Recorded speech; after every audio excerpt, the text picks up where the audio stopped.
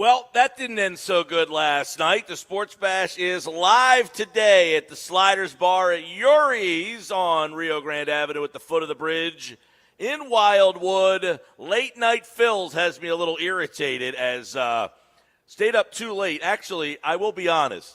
Full disclosure, Daniel Robert was pitching. I may have fell asleep and then woke up when the winning run was running around the bases, and I was like, what is going on here? I had hit the rewind button to go back and watch the back end of the eighth at 12:30 last night, and then the implosion of Jordan Romano in the ninth inning. What's up, everybody? Sports Bash is live on 97.3 ESPN, the 97.3 ESPN free mobile app, live video, streaming on the Twitter X platform and on YouTube at Mike Gill Show. Nick Earnshaw is my on-site producer, our Phillies insider. Frank Close is hanging out for the show. That game last night had so much in it. We needed Frank here to kind of talk a little Phils. We're going to go Phils. Don't forget, first pitch today, 3:45 here at the Sliders Bar. Phillies watch party. Stop on out. They got great specials starting for the game at 3:45. First pitch. The lineup is out today, and we'll get that to you in just a second. But the great specials, 50-cent wings, half-price pizzas, dollar dogs, drink specials, great menu. Get the food. Check it all out. Plus, the Lombardi Trophy is in the house today. You can get your picture taken with the Lombardi. It's right out front when you walk into Yuri's, right through the front door. You will see the Lombardi Trophy, and you get a chance to get your picture taken. It's free of charge. You don't have to pay to get your picture taken with the Lombardi Trophy. You can get it right here at Yuri's today. So, let's get into this game last night, everybody, because you could go with this in a variety of ways. I've had a ton of people text it last night. We weren't even on the air, obviously. At 12:30 at night, we're getting text messages. There are people who are obviously mad at Rob Thompson.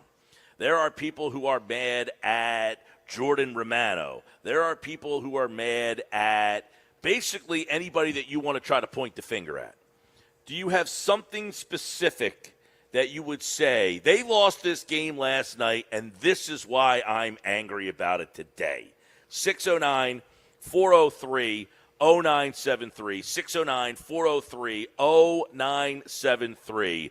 I know people, look, Rob Thompson in this game last night, you can blame him for mismanaging the bullpen. I think some people are trying to go with. We have a Twitter poll question up right now that you can vote.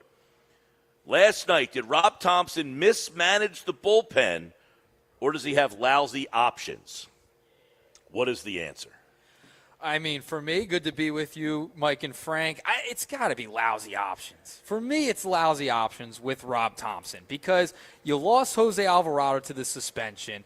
They did not go out and get superstar-level type of arms in the offseason. Romano, not a superstar. He's struggled all year long. So I just think it's the options. If you look at all the numbers, they're in the bottom half of the league in a lot of bullpen numbers. So I have to go lousy options for me, Mike Gill. Frank? I'm also lousy options. Oh, look at that. Taijuan Walker had to start that game.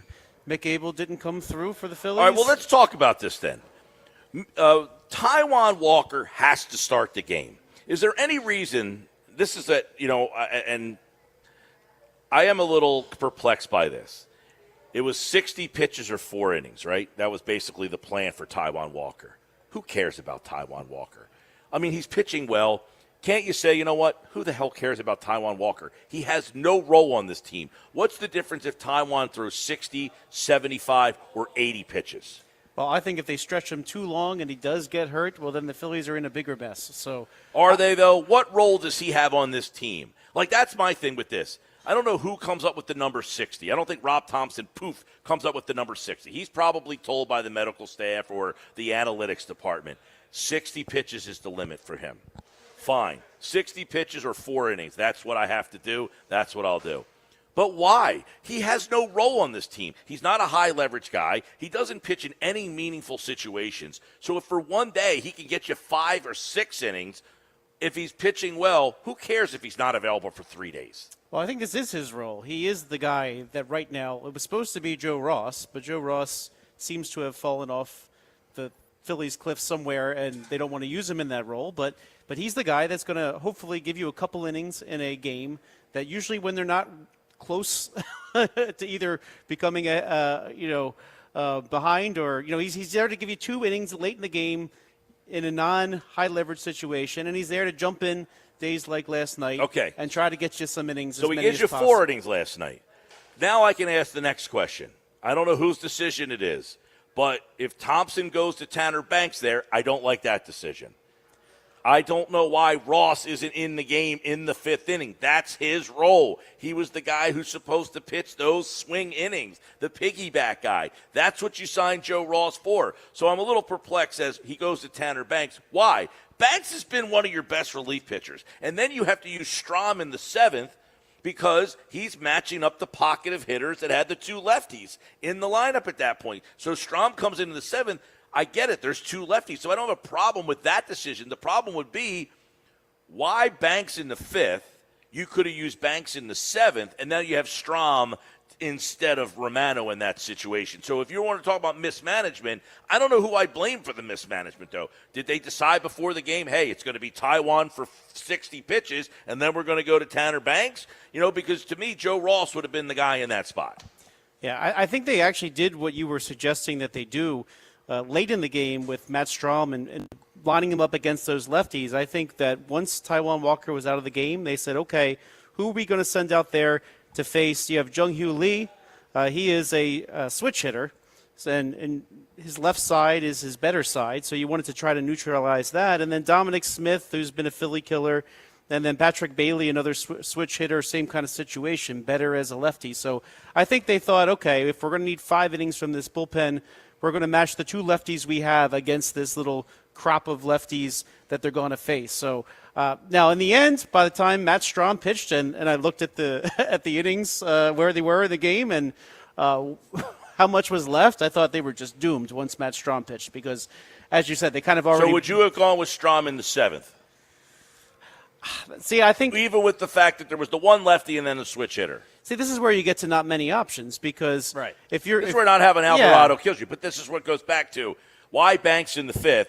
He's the lefty who's been pitching well. He could have pitched in the 7th. Then you had Strahm left over. I guess you could. Now Romano pitched well in the 8th. He got the 2 outs in the 8th. It was the fact that you had to use him again in the 9th. But if you give Daniel Robert the 5th and he blows up and gives you 3, he gives up 3 runs, well then you're out of the game. I didn't suggest Robert, but I said Ross. But you're right. But it all goes back to, hey, you went to this guy, you should have gone to that guy. You're assuming that guy's going to get the job done when this is a bullpen filled with lousy options. So option of did he mismanage the bullpen or are there lousy options? Yes, both can be true. But the mismanagement of the bullpen stems from the fact that you have lousy options. You don't have any good options to make. So you have 1 wild card. Why wasn't Kirkering available? Well, he said the night before. Here's what he was bringing up in the game on Monday night, the night that Kirkering struck Chapman out 3 times. He got pulled from that game at 25 pitches. Here is what Rob Thompson said after the game on Monday night about that. Once they take the lead, I still want them for tomorrow. So I don't want to put 30 or 35 pitches on them. That's why I was arguing. All right, I still want them for tomorrow.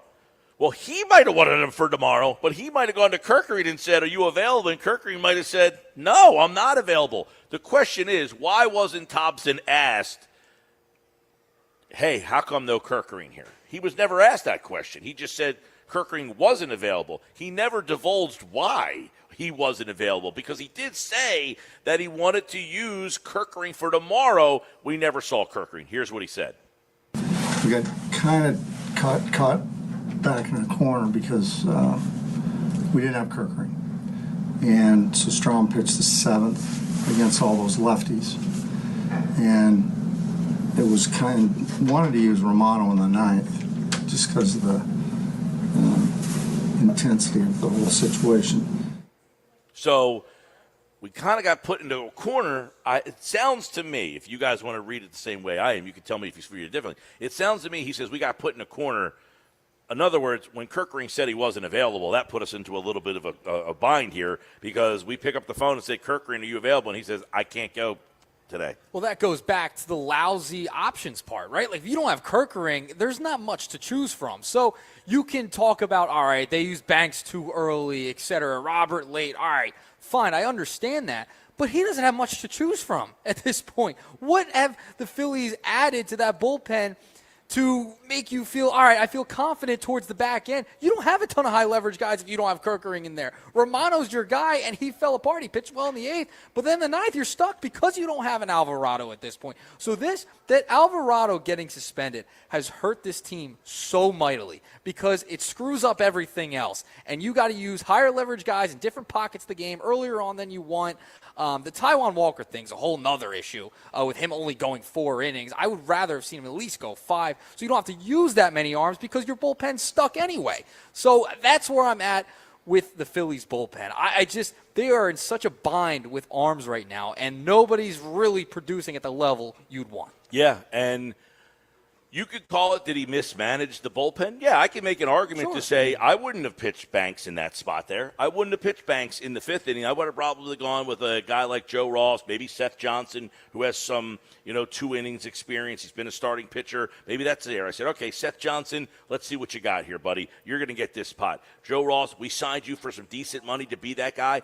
I go him there. I save Banks because and somebody messaged me on the Twitter X platform, and I thought it was an interesting, listen, it sounds good in theory, to which he said the guys that have been good over the last 30 days or so have been the 5th, 6th, and 7th inning guys. Switch them to the late inning roles, who knows?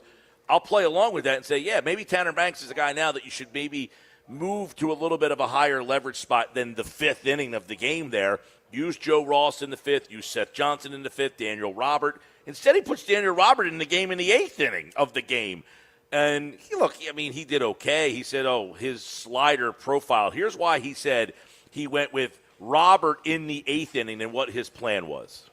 So it was between Ross and Johnson and Robert for the 8th. And we liked Robert's slider on that group of hitters. And I think it was fine until the pitch clock violation. I think that may have sped him up a little bit. So he likes the slider against that group of hitters. So they obviously have analytics that have detailed that pocket of hitters struggles against a slider. His slider's the best of my options. I'll go with him. But realistically, I would rather have seen a guy like Ross, Johnson, or Robert throw the 5th. The other guy throw the 6th. Now I'm into the higher leverage spots. And now I have Banks. I've got Strahm. Romano could have pitched the 8th inning, possibly Strahm the 9th inning, and maybe we're not having this conversation today. I think one big question is where was Seth Johnson this whole time? He's somebody who did not do well initially at AAA. Once he went to the bullpen, I think his ERA in May was 7 or 8 or somewhere in there. But then he was pretty darn good in June, and that's why the Phillies brought him up. But I'm surprised that yesterday they didn't choose to use him, and from a lot of people I spoke to, they wondered where he was because maybe you do. I think it's a real stretch to put Romano into a 2nd inning there. Now, not that you would bring in Seth Johnson to close, never having done so in the major leagues or maybe not even in the minor leagues. But and that's Frank, where Thompson said after the game, we wanted Romano for the 9th because of the pressure situation. He's the only guy that was available still that had experience doing that. The problem was Robert couldn't get out of the 8th inning, so he had to go to Romano in the 8th, and Romano did his job in the 8th inning. He threw 5 pitches and got out of the inning. The problem was that you had to go to him again in the 9th inning, and that didn't go so well. Yeah, and that's where it goes back to having not enough depth in the bullpen. And this is why Dombrowski has talked about that they have to go after a bullpen arm. And everyone in the Philadelphia tri-state area has talked about why they need a bullpen arm because they don't have enough. It's not good enough. You're getting great starting pitching out of all your guys. Wheeler, Ranger. I mean, it's been fantastic. Christopher Sanchez as well. You got Luzardo on the mound today. Yeah. If you can't close out games, the starting pitching's meaningless. It's meaningless. Well, listen, I mean, we know the pitching's been – every day we come on and we talk about how good their pitching is every single day. And then a night like last night is another example. I mean, even Walker pitched well last night. Yeah. My things that bugaboo me about the game last night, one, who cares about Taijuan Walker? I hate to say it like that, but who gives a flip about how many pitches Taijuan Walker throws. Seriously. I mean, come on. Who cares whether he's not available for the next 2 or 3 days? He has not pitched in one meaningful inning the entire time since he's been out of the bullpen. And the one meaningful inning he did through, he gave up a tater shot, and they got him right back out. They haven't pitched him in one. And I've said before, look, I am no Taijuan Walker fan, but they've done this guy a disservice. They banned him from the rotation and said he's not joining the rotation again. We want to see if he can pitch in the bullpen. You got a guy making $18 million. You haven't even tried to see if he can actually pitch in a higher leverage situation. You have not given him the opportunity to say, hey, listen, guys, let me try to do this. They threw him one time in the 8th inning of a game. He gave up a home run. They've never gone back to him again. So then, at that point, you have now told yourself and the guy, we have no confidence in you. At that point, how many pitches he throws on Tuesday night in July is inconsequential. Nobody cares about Taijuan Walker. They have told him that. So to have him on a 60-pitch limit is preposterous. If he could go out there and throw another inning for you, you take the inning from him. Here's the thing, Mike. Today is July 9th. He's not going to be out 2-3 days. I think he's going to be in this starting rotation at least till the end of July. So they're going to be counting on him for 3-4 more starts this month. And I think they were trying not to mess that up because, let's face it. Well, listen, I can understand what you're saying, Frank. They got the All-Star break. He's done for the first half of the season. He couldn't go an extra inning? He couldn't throw okay, fine. He could get to 75 pitches in 5 innings. He's a freaking major league pitcher. This is ridiculous that these guys can't throw 60 pitches in a game. You're telling me Taijuan Walker's 6'5". He's the biggest dude on the team. He can't throw 70 pitches in a game? That's ridiculous. We've gotten to the point we're babying major league pitchers now. I can't take that answer. I'm sorry. I hear you. Listen, what did we talk about when I got back from Boston? The Moose pitched 11 innings back in the day. I mean, come on. The Moose pitched. These guys were pitching 11 innings. But to Frank's point, okay, fine. He's in the starting rotation for the next whatever. Well, then, if he can't throw more than 4 innings, that's not a good option to be your starting pitcher. That's not a good option to be your starting pitcher. If you're telling me on a Tuesday night in July he can't get through the 4th. On the All-Star break, mind you. They got the break coming up. He doesn't have to pitch again until, I think the next time they need a 5th starter is the 22nd of July, and he couldn't give me 15 more pitches last night. Come on, man. That's a bad job by everybody in the organization that said he's on a 60-pitch limit. And then they messed up the next inning in the 5th by going to Banks. That's Ross's job. Ross, you got signed for how much? $4 million. $4 million. Can you pitch the 5th inning of a game? Can you pitch the 5th inning? I'm not asking you, this isn't a high-leverage situation here. I don't need you in the 8th or 9th. Can you give me the 5th? That's a mistake on their part there, my opinion. But is the outcome really different if they just swapped Probably what innings not. they were doing? I was just going to say. Well, if you get down 4-1 early, you might be feeling like you're out of the game. I think in this case they were sort of looking backwards, just trying to get to a point where Romano, as you said, could have 1 inning at the end. Now, he's not their most trusted 9th inning reliever by any means at this point, stretch, no. But at least he had some experience doing it, and perhaps he wouldn't be rattled by the situation. Of course, if he pitched as well as he did in the 8th and the 9th, we wouldn't be having this conversation. But because you had to go to him an extra inning, that became the problem. I think he was fine in the 8th inning. By the way, Phillies lineup for today, it's brought to you by Instant Services, the tri-state area's premier HVAC, plumbing, and electrical service provider. Go to instantservices.com to see how you can win 4 Phillies Hall of Fame Club tickets. There you go. Get the Hall of Fame Club tickets. That's no nosebleeds, Mike.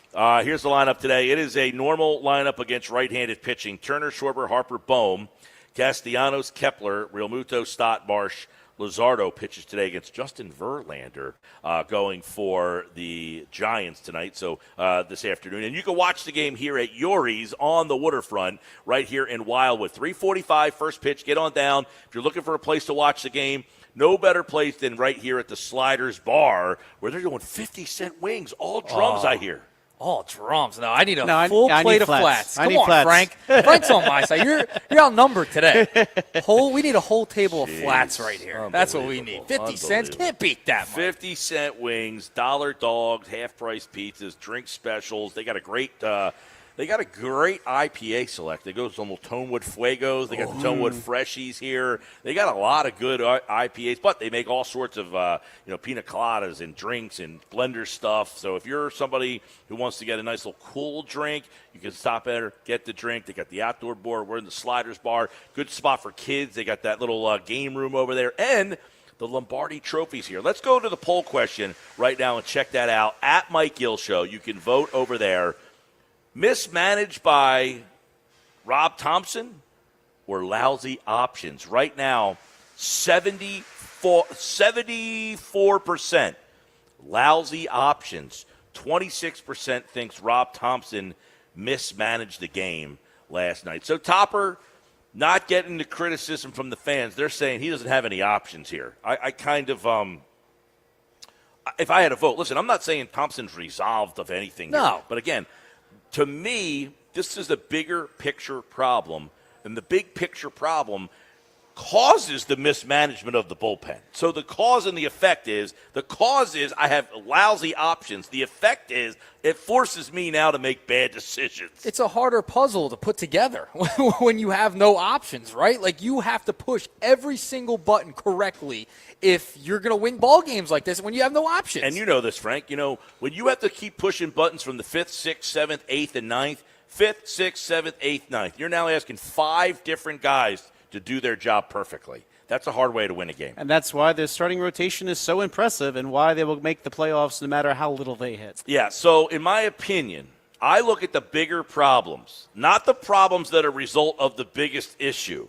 Not enough talent in that bullpen, which then focuses and forces you to make bad decisions. So right now, Dave Dombrowski gets the loss last night. I put the loss on Dave Dombrowski. I totally agree with that. It's all on Dave Dom. I put it on Jose Alvarado. No, I like that one. That's a good one. I'd still go Dombrowski over Alvarado. How It's about, a close second, Frank. Does anybody have any blame for Brandon Marsh or Max Kepler in the outfield last night? Are we going to delve into that next? Jeez.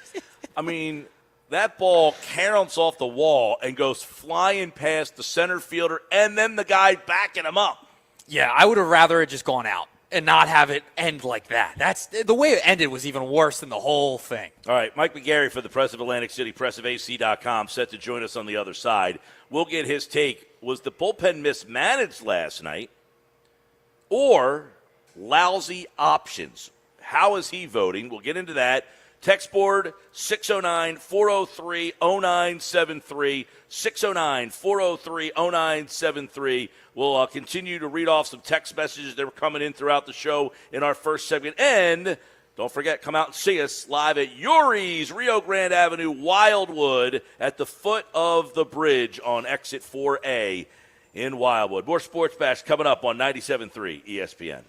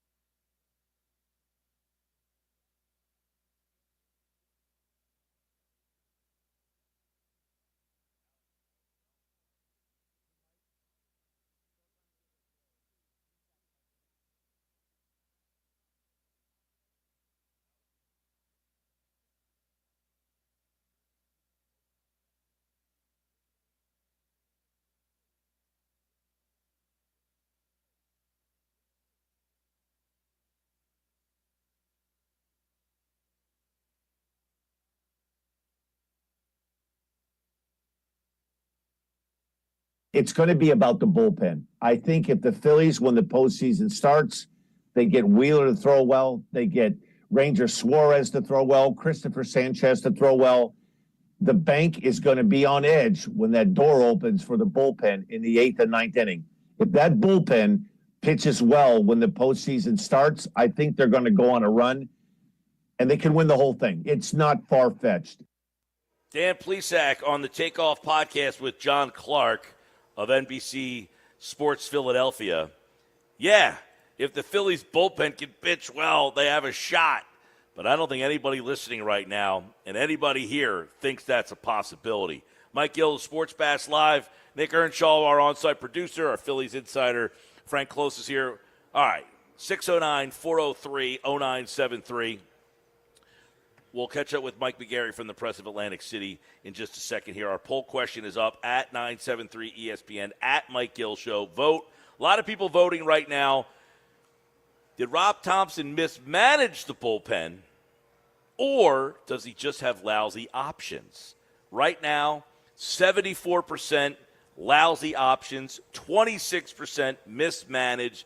Text your thoughts, 609-403-0973. Mike McGarry, what's your vote?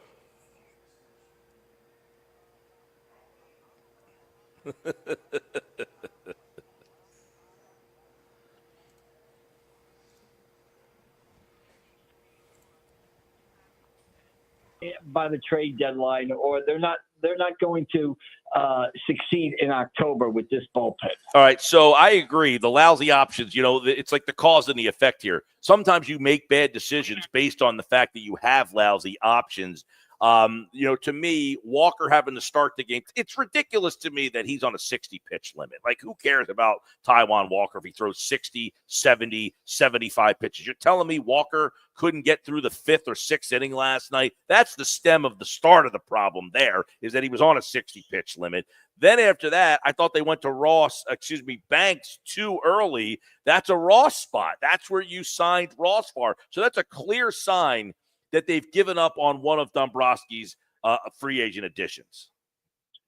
Well, I think you're absolutely right there. I don't think they trust Joe Ross in that spot. Look, I don't have a problem with what Taijuan Walker did last night. In fact, I think, and this might be a bit of a controversial statement here, but I actually think Taijuan Walker should be applauded for how he is handling this. There are very few players who quietly would take being yo-yoed from the bullpen to the starting rotation and back. Now you're a reliever. Now we need you to start. And I realize that he's been his own worst enemy, and people will say, well, he stunk last year, this and that. But I don't have an issue with Taijuan Walker. In fact, I think he pitched much better than I thought he was going to pitch last night. When I switched over from the Mets-Orioles over to the Phillies, I expected that game to be 4 or 5-0 San Francisco. I was pleasantly surprised to see it so low scoring. So I give Taijuan Walker credit there, but I agree with you. They have no faith in Joe Ross right now. I agree with that. And listen, I agree with what you said on Walker. I think he's handled this well. I think the Phillies have handled it poorly. I mean, you pulled him from the rotation, put him in the bullpen, put him back in the rotation, put him back in the bullpen. Then you said he was not going to pitch out of the bullpen, as a starter anymore. Well, then the first time you had to go back to somebody, you went right back to Walker. I don't think they've given him a fair shot. Now, do I think that he could produce in the role as a bullpen pitcher? Not necessarily, but they've never really given him a fair crack at that. So your point is valid there.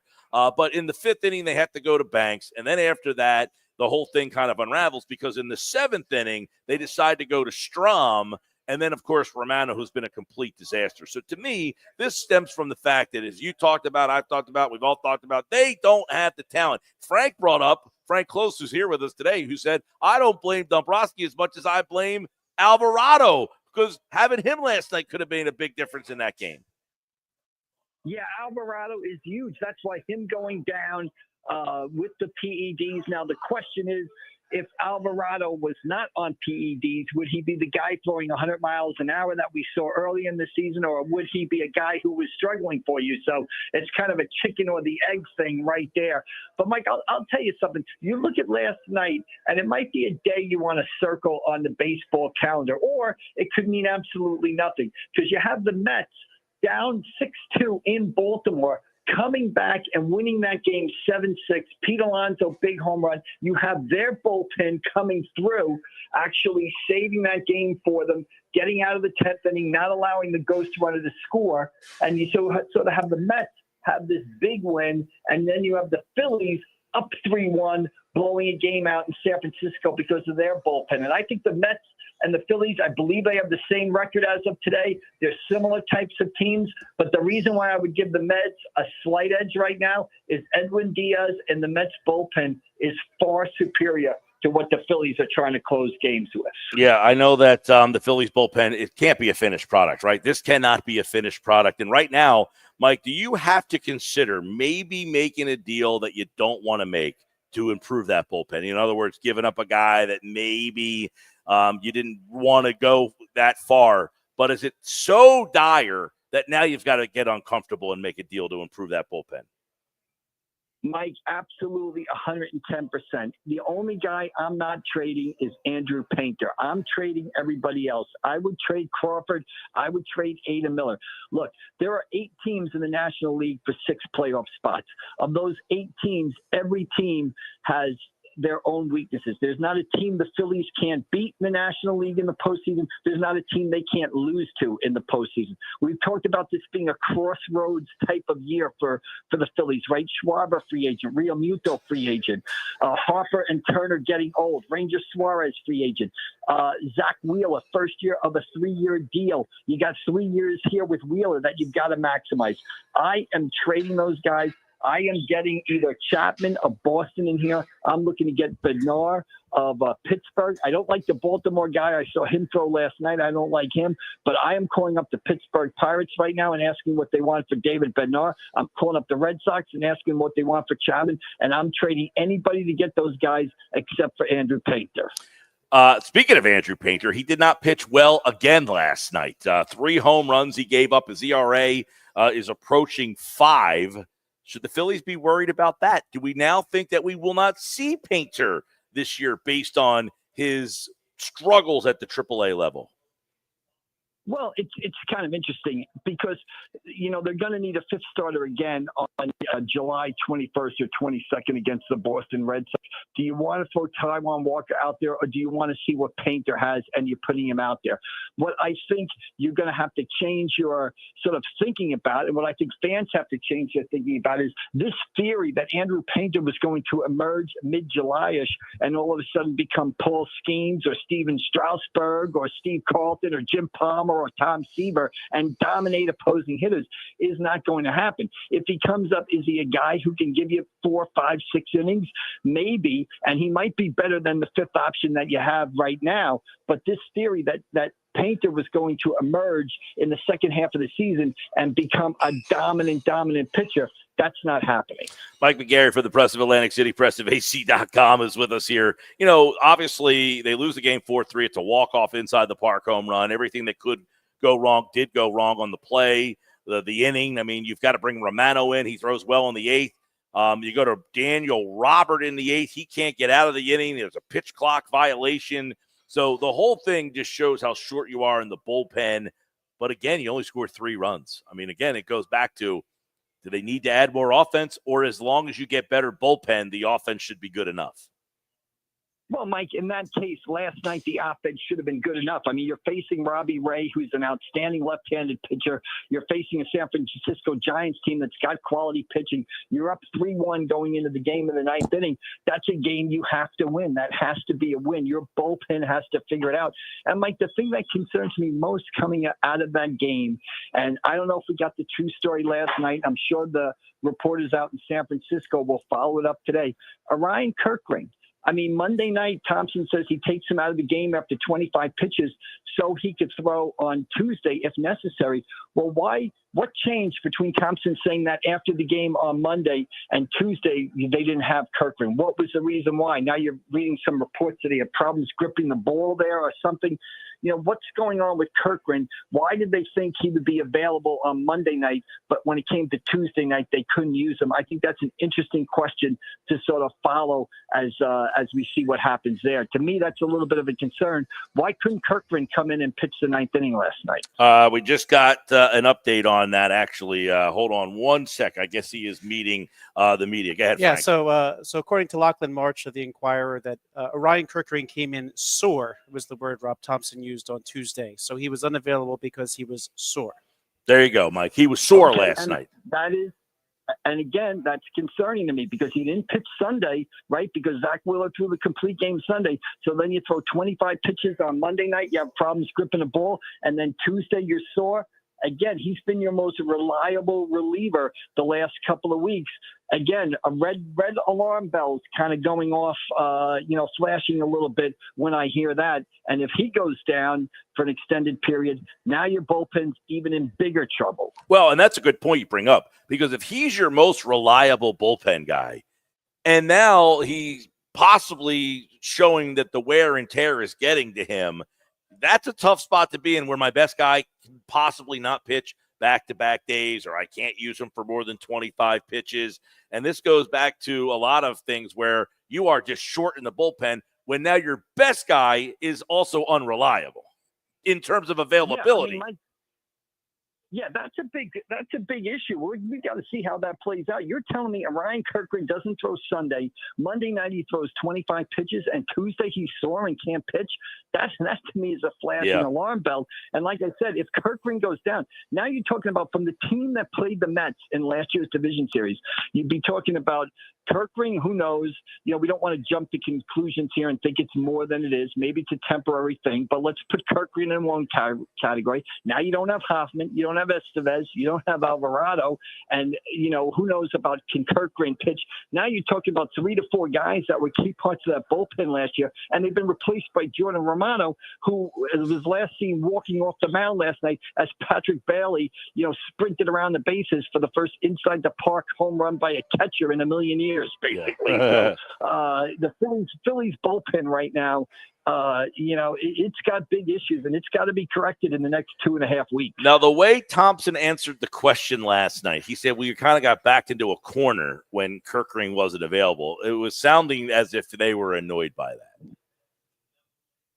Well, I mean, he kind of kept, I saw the post-game interview on TV, and he didn't elaborate on it. He said they were kind of backed into a corner, maybe like they were expecting to have him, but they didn't have him. I thought it was interesting that they went to Daniel Robert in the 8th inning. They've been very up on Seth Johnson, the way he's pitched lately. I was surprised they didn't go to Seth Johnson in that spot. But again, they just don't have enough bodies. Romano has clearly shown that he can't be trusted in this 8th, 9th inning stuff. He's more a 7th inning guy.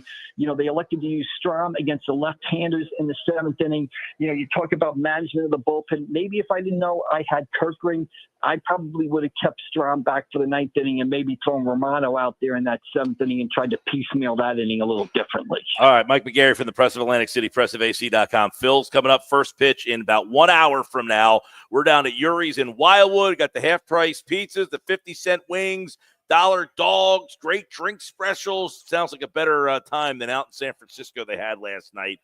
Mike McGarry back again on Friday. We'll look back at everything that happened as the Phillies get the final weekend series against the Padres this weekend as they finish up against the Giants this afternoon. Mike, thanks, buddy. All right, we'll see you down the road, Mike. Enjoy the low prices down there. Sounds great. See you later. We got the low prices. We've got the great venue to watch these games. They got all the games on, over 20 TVs right here at Yuri's. Don't forget, the Lombardi Trophy. Get your picture taken. Stop in. You can park right out front. When you walk in the front doors here at Yuri's, you'll see the Lombardi Trophy. Frank, did you get your picture taken? I sure did. All right, man. Nick? I've had one.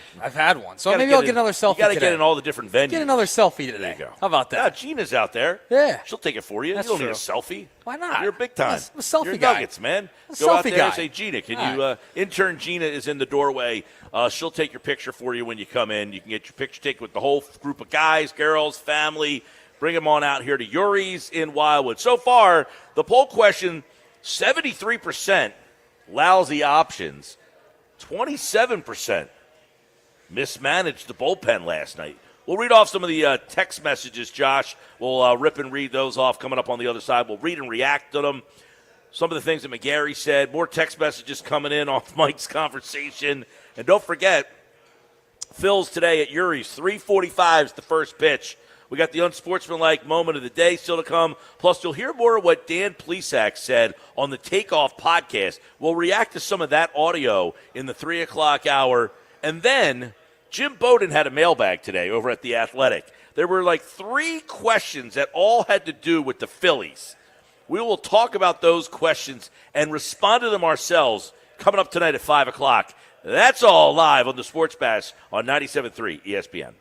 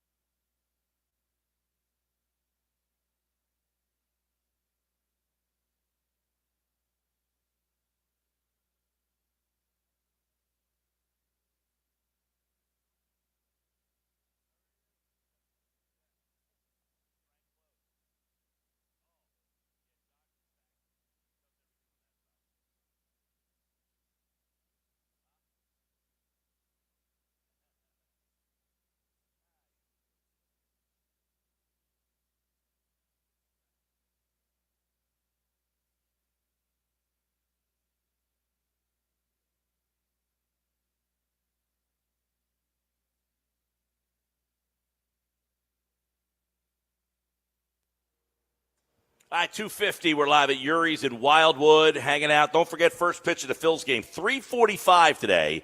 First pitch, 3:45. Stop out, get all the great specials. 50-cent wings, going all drums. I'm going to request the drums. I'm going to request the flats. All flats, all flats. You're a flats, all flats? all flats. There you go. Don't you want some real meat? Yeah, on the drum. I'm out on the drum, man. It's just, there's nothing like a good flat, Mike Gill. And they're 50 cents down here at Yuri's. You cannot beat that whatsoever. No way. No way. All drums. 609-403-0973. All right, hit the text board hard. What do we got? All right, we got a few texts coming in here, Mr. Mike Gill. Regarding the question of the day, Todd and Brigantine, he says, Mike, the bullpen, Walker hasn't ever thrown a meaningful inning as a Phillies player, starter, or the bullpen. No, he has not. He's been a major disappointment. Todd's not wrong. I mean, they signed him for $18 million. I don't think they've got the ROI there on him, Frank. Honestly, I think they kind of got him as a backup plan. I mean, they didn't know yet that they could re-sign Zach Wheeler. They didn't know that we could re-sign Aaron Nola. They didn't know what was up with Ranger Suarez yet. I feel like he was sort of like a guy you could just throw there. I know that doesn't sound like a big endorsement, but think back to like Jeremy Hellickson. Pay him a lot of money, and you'll throw some innings for the team at least. So I feel like Walker was sort of your in-house backup plan, and that's kind of what he is right now.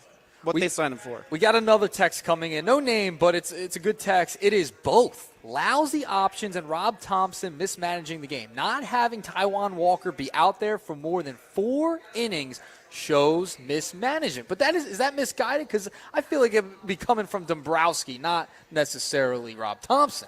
Yeah, I think that's an organizational thing. Before the game, they decided that there was 60-pitch limit. The manager doesn't come up with 60 pitches. And honestly, I think right now, more than the pitch count, they're paying a lot more attention to the up and downs, as they call them. You warm up for an inning, then you sit back down, then you got to warm up again and throw, and then sit back down. So I think they actually put that into the equation more so than the numbers of pitches sometimes. Right, I think, ultimately, we hear this all the time. Like the other night, Ranger Suarez, the pitch limit was 85. I don't think Rob Thompson comes up with the number 85. I have a hunch. The training staff is very active with this. By the way, that's one of their strengths, I think, is that the training staff really does work with them. They're very proactive. And let's face it, he's kept them healthy, right? So I think that's. I will that say speaks their a lot. pitching they've not lost starting pitchers with arm problems or anything like that. I mean, even like the injury with Nola was an ankle originally. I don't know what the heck it is now. A rib cage. Yeah. Interesting. All right, let's go back to the text board. Gents, it's all on Dombrowski. The Phillies have had the same issues for multiple years, and he keeps putting Band-Aids on gaping wounds. The heck that he won multiple World Series for other teams. That gives him a pass in Philly. He makes me appreciate Daryl Morey. How pathetic is that? Phil and Brigantine. Listen, Dombrowski, somebody asked me before, would Dombrowski be on the hot seat? And I would say no. He has accomplished way too much and is at way too deep in his tenure. Now, they could say, listen, it's time for you to, get a different role, maybe a higher job in the organization, but he would not be fired. I don't see that scenario happening. No, I can't see him being fired either as well, but we'll get to the text board on the other side. Yeah, got a lot more texts we want to get to. 609-403-0973, 609-403-0973. Watch any of the Summer Sixers last night? I was out. Out last night. I watched the Phillies about till the 7th and then fell asleep. All Phillies for me. Well, it was 7 Sixers, 9:45. I got my Phillies. daughter asleep before the Phillies game. That was no the big VJ. challenge. No VJ last night. Yeah, that is a little bit of a bummer. They did win last night. All right, coming up, we got more of your text messages. Text board is open, 609-403-0973. Keep voting in the poll question at Mike Gill Show. Did Rob Thompson mismanage the bullpen, or does he have lousy options? In other words, you blame the manager last night, or is this all on the GM of the team? Actually, he's the president of baseball operations. It's not Phil Mattingly's fault.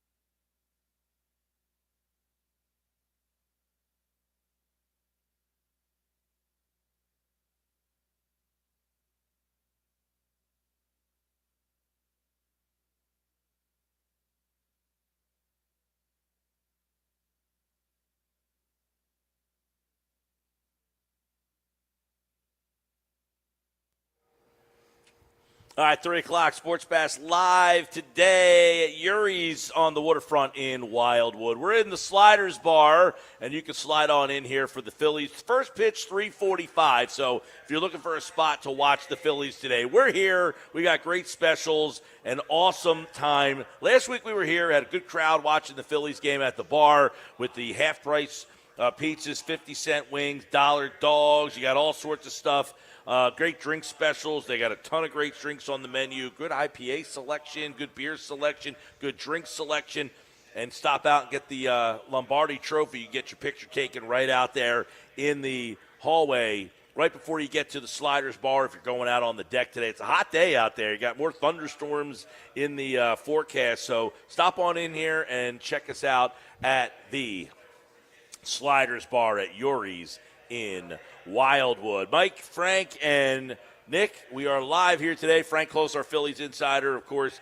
We got Phillies day game today. Frank was in the area, said, hey, come on out and hang out and watch the game with us today. So he'll be watching the game for the watch party and hanging out, answering questions. We got a ton of text messages coming in at 609-403-0973. We also have the poll question up at Mike Gill Show, which you continue to vote and to let us know. Hey, listen, did Rob Thompson mismanage this bullpen last night, or has he been given some lousy options? Which one is a bigger factor, lousy options or mismanagement of the bullpen? Right now, 70% are going lousy options. 30, it's like a 70-30 split. Starting to get a little closer that people are starting to say that Rob Thompson a little bit. Now, Rob Thompson, listen, if I don't like the decision to go to Banks. I don't like the decision to pull Walker there. But I don't think that he had a lot of say in that. They have a 60-pitch limit. I don't think he has a lot of say. Does he make the decision to go to Banks in that situation? Or was this kind of like, hey, we're going to go from Walker to Banks, and this is how the bullpen's going to be set up? I don't like Banks in that situation. I probably would have gone with Ross. So, I don't know. It's how you envision that these organizations are run, I think, right? I mean, do the organizations, do the front office, I said Phil Mattingly, by the way. Yeah, CNN correspondent, or I'm like, who is Phil Mattingly? It's Preston Mattingly is the Phillies general manager, not Dave Dombrowski. But Dombrowski makes the moves. How much say does the front office of Preston Mattingly and Dave Dombrowski have on, pregame? Like, hey, this is our plan for the bullpen tonight. We're going to go with Banks. We're going to go with, he said – Robert was the pick in the 8th inning because they liked his slider against that pocket of guys. Somebody had to have that information. I don't think Topper had that information on his own, right? Somebody gave him that information and said, look, Robert's the guy tonight if you get to this group of hitters because of the slider. That gives me a lot of clue that somebody's giving him input on which pitchers to use. Well, they're very, very engaged with the training staff, and it's not just the training staff attending to injuries. It's keeping them in the best possible playing shape. And I think it's a real testament to them how few injuries this Phillies pitching staff has had in recent years. I mean, Aaron Nola, of course, this is really the first injury of his career, and then he went on the IL with one thing and then developed the rib cage injury as a secondary thing. But for the most part, he's kept this team healthy, and he's made it. They have made it organizationally. I don't think it's any one person you can point to a priority to keep everybody in tip-top shape. And I think that has a lot to do with the Phillies starters going so deep and a lot of their success. All right, let's hit up a couple more text messages. Keep them coming.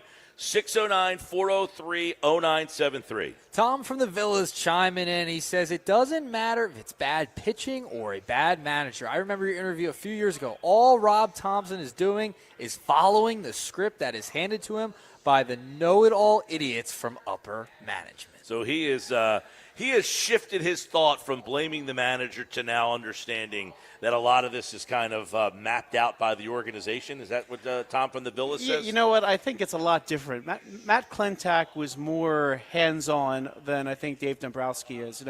Me personally, I'm a fan of the manager having the say to do as he sees fit. Me too. And I like the catcher being able to call his own pitches, which happens in the Philadelphia Phillies organization. I'm not a big fan of everybody sort of micromanaging every other person on the organization, and I don't think that happens here with the Phillies. I like the fact that the manager can make his own decisions. I like the fact that the manager, I hate the designated hitter. I like about baseball is the strategy. I like about baseball is the manager being involved in the game. There's too many things that look like the manager is not as involved as I would like. See, I want JT Realmuto calling the pitches. Period. Yeah, you know, I agree. want JT Realmuto calling the pitches. I'm not asking for them to micromanage. I want JT Realmuto to call the plays, but I don't want the manager to be told, "Hey, 60 pitch limit, 85 pitch limit." Like that takes the manager's decisions out of it. Like he might say, "Look, 4 innings, 60 pitches. He's cruising along. He's got through this lineup pretty nicely, but I'm being told I got to take him out of the game." I do believe he has the discretion to make that decision. I mean, he probably, at this point in the season, you're down Aaron Nola. You had to send Mick Abel to the minor leagues.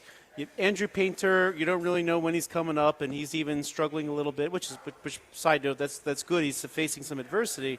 But I think that he does have some discretion here, and I think it is not necessarily a bad idea if you're thinking that you might need Taijuan Walker to start for you down the stretch here and there, or even if one of those other two prospects comes up and takes a rotation Well, if spot, that's the case, you need him. If that's the case, I would disagree with you then in terms of if I'm managing that game last night, Walker's staying out there and throwing another inning. I am not taking him out the way that he's throwing, knowing what my options are after him. So if that's the case, if he has discretion to make that decision, then I got to say, I would blame the manager making that decision because he starts it off by then pulling the guy too early, which then causes the domino effect of lousy decisions afterwards. So I'm going away from as many lousy decisions if I have to decide on by keeping my guy out there until he looks like he's struggling. And I didn't see any point where I thought Taijuan Walker was starting to struggle. As much as I'm no Taijuan Walker guy, I would have left him out there last night, more so than gone to a bullpen guy in the 5th inning. That, to me, is where this all kind of – now, you would say, look, the bullpen did their job outside of the last inning of the game. They all did their job. Well, you go to Robert in the 8th inning. Now, your percentages of getting the job done keep getting lesser and lesser and lesser every guy that you have to go to. Well, we are focusing all on the pitching, right? What about the bats? They didn't score like any runs last night either, so they didn't get help. Like the bullpen was fine for the most part, leading up to Romano blowing it in the 9th. So you were okay with some of the decisions you made. You lose 4-3. I mean, the bats got to come alive, too. Like, that's another part of this, is that the bats are not there. They're gone. Brought it up to McGarry. I mean, you look at, do you just say we need to fix this bullpen? Or do you have to also not neglect the fact that you need some help offensively? And if they just simply get more bullpen help, well, that, you win the game 3-1 last night. Are we arguing about the fact that they didn't score enough runs? I mean, and really, let's face it, the lineup when the Phillies face a lefty is much weaker than when they face a righty. And True. so, you had in that lineup Kemp, Sosa, Marchand, Rojas all in a row for most of the game until they finally switched to some of their lefty bats like Kepler and Marsh. But those 4 in a row are not going to score you a lot of runs.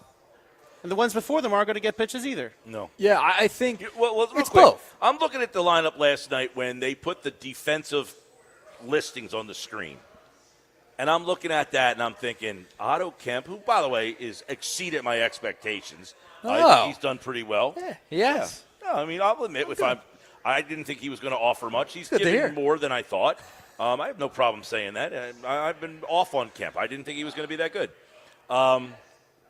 You're looking at last night, Kemp, Rojas, Sosa, Bohm, Castellanos, Marchand, and I'm thinking to myself, how the hell does anybody think this team can win any games? Right. And I want to add something to that, Mike, if we're talking about the offense. I mean, Bryce Harper, why does he get to skip a rehab assignment, whereas every other player that I've ever seen who's been a Hall of Famer that's come through this system, the really good players, the Chase Utleys, the Ryan Howards, they all had rehab assignments. How come he just gets to stroll up and go back to work in the major leagues without getting his timing right? That's true. I think I want to go back, Mike, to your point with Otto Kemp. Has he been good enough, though, for you not to make a move at the deadline? I wouldn't say that. No. I think they still need to make a major move at the deadline for another bat, as well as the bullpen piece, too. But Kemp's been really good. I mean, he's been good, but he hasn't been good enough where you can not make a move at the deadline or not go out there and try and get another bat or another corner outfielder. No, I don't think they look at Kemp as an everyday outfielder against righties and lefties. He shouldn't even be a platoon outfielder, which unfortunately he is. I think he's a great guy to have on the bench. Play your infield, play your outfield, get some right-handed at bats, the kind of bat that you don't necessarily see in the playoffs, but can help you along the way when guys need time off. But I think he's clearly the last man on the roster at this point, and the Phillies need to do something about left field. See, now you're harder on Kemp than even I am. Well, I'm not knocking. I mean, he's a 250 hitter so far in the major leagues, OPS under 7. So I mean, he's your replacement type player. Yeah, I right? agree. I mean, Listen, I didn't even think he'd be this. I thought he'd be like a 220 guy, 290 on base, very little power, which he's given you very little power. I'll tell you what he's done well. He has hit in meaningful spots. He's hit with runners in scoring position, which has elevated some of the deficiencies of his batting average and his on-base percentage, which hasn't been very good. But he has had some timely hits, which, I say that's the one thing I like about Bohm. Bohm is not great, but he hits with runners in scoring position. I don't think Bohm is like an all-star or like anything special, but with runners in scoring position, he does drive guys up. Kemp has been a Bohm, basically. He has hit with runners in scoring position. His problem is no power. It's timely hitting, and timely hitting is important. There you go. Timely hitting is important as well as being consistent, right? You need a guy here and there that can get a big hit when it matters most. Guys on second, guys on third with 2 outs, right? Yeah. Like that's what Kemp's done. And if you can have that coming off the bench, that'd be great. You still need to go get another bat who can hit consistently. And then when you need Kemp to get a big hit in a big spot, pinch hit, and he can get you that base hit, that's what would be here's the problem. ideal. Here's the problem they have. Marsh has been okay. He's gotten better, so I'm not going to sit here and say you got to replace Marsh. Since he came back from the IL. Would I like a better option than Marsh? Absolutely. But him as the left-handed bat in the platoon is fine. The right-handed at bat in the platoon is unacceptable for 2 reasons. 1, he can't hit. 2, because he can't hit, now your right-handed bat in the platoon can't hit for the left-handed bat on the days that the right-handed batter is not playing. So what else is supposed to work is the lefty starts the game. When they switch to a left-handed pitcher, the righty bat comes in to hit for him. But no one in their right mind is going to pinch hit Rojas for anybody. So now the lefty gets stuck having to face lefties on a day where the right-handed pitcher started the game. That's one problem. The same issue is happening in left field now, where Kepler is not holding up his end of the bargain against right-handed pitching. So now you have a left-handed batter against a right-handed pitcher who's not producing. So the 2 platoons they have in the outfield are not working.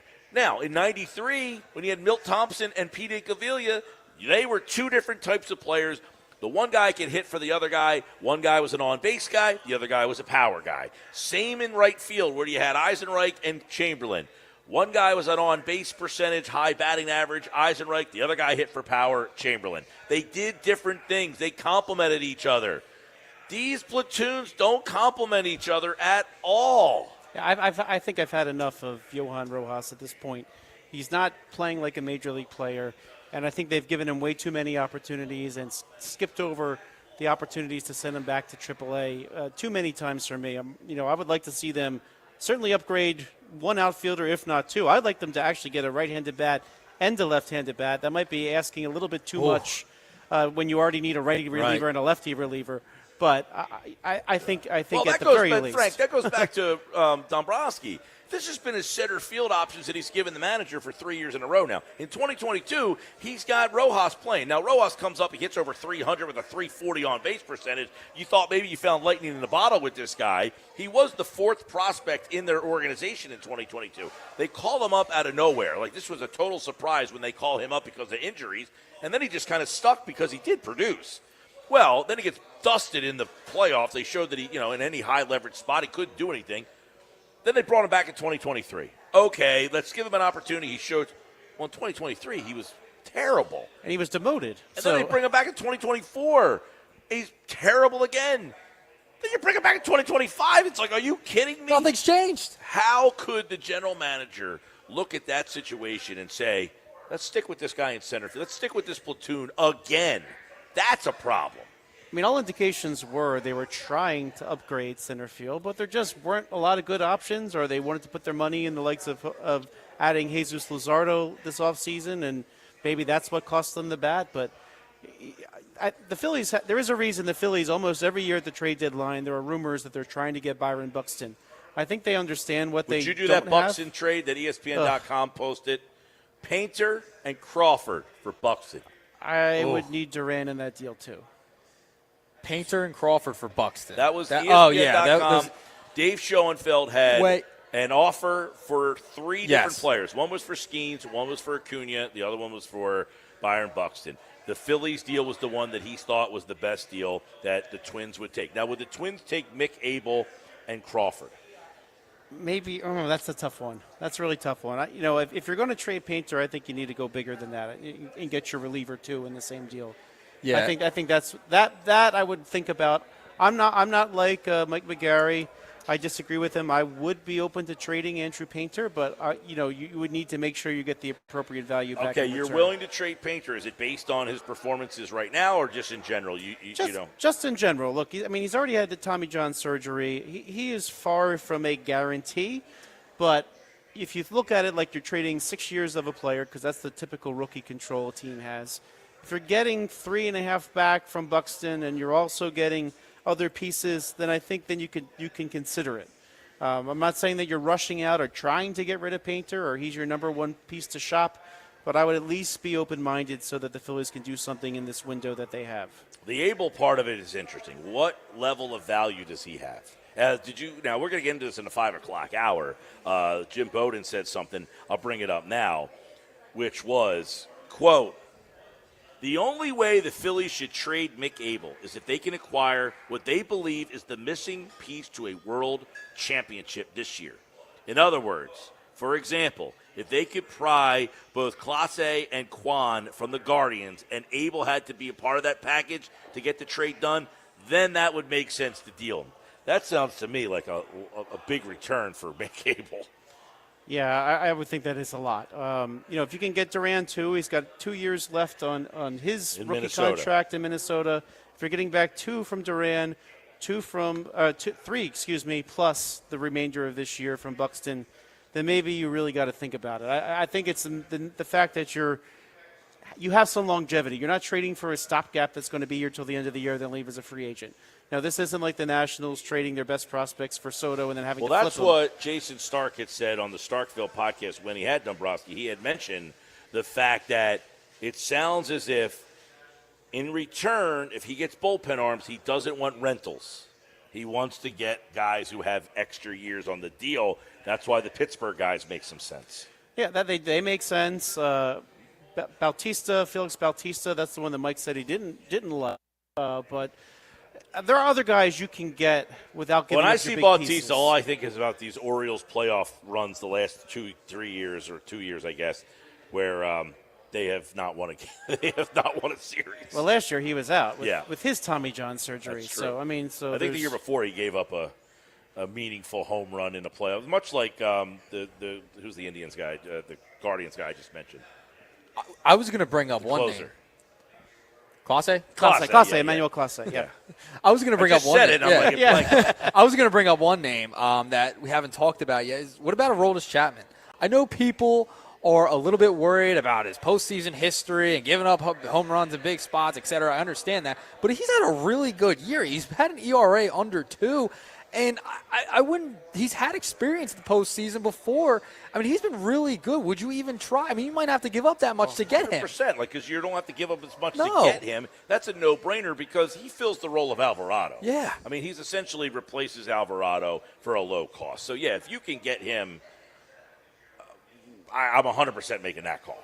Now, he's not fixing all your problems. But that's another arm. And I'll go back to the text board. We had BC and Bowers Beach chime in, and he said, at the beginning of the year, you said the bullpen was one arm short. With Alvarado out and Romano unstable. Hold on a second. At the beginning of the year, we said one arm short. Right. That's until I had 3 months of now bullpen nights where I had to watch. So, yeah, at that time, you had Kirkring, you had Alvarado, you had Strom. You had 3.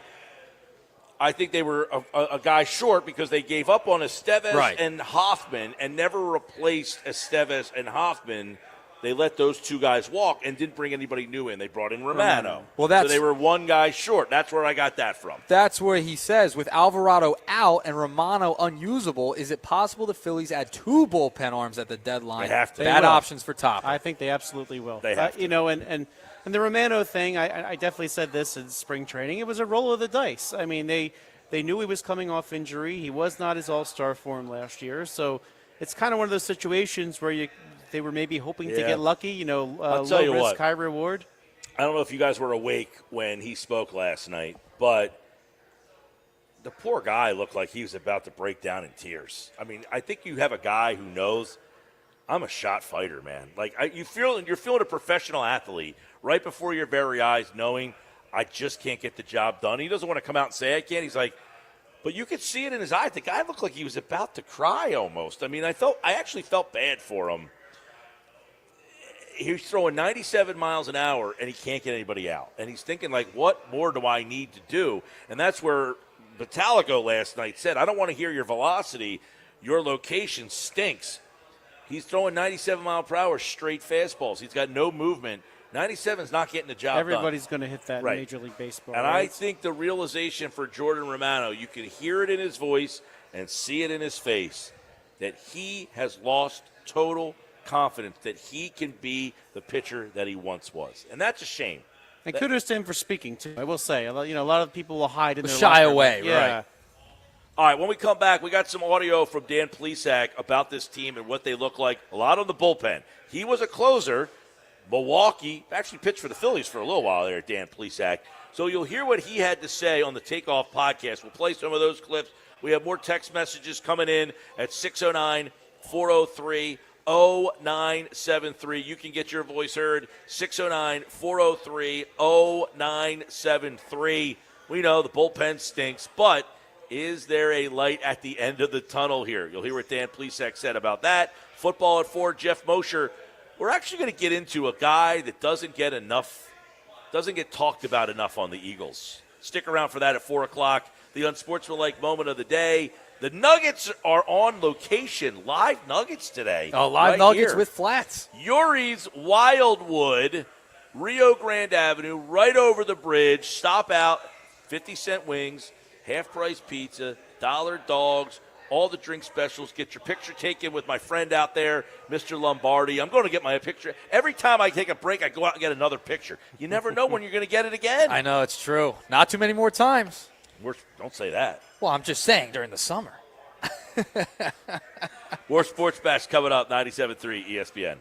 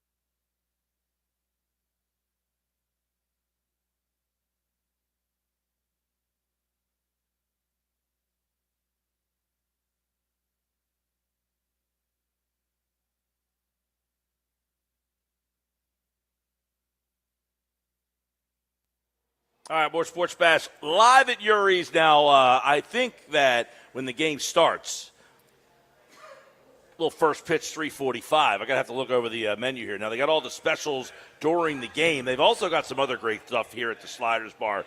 I think Earnshaw, you're going with the Crucker, the barbecued pulled pork topped with coleslaw. Oh man, Frank's a Charlie Hustle kind of guy. Breaded chicken breast, bacon, cheddar, and Texas pedal sauce.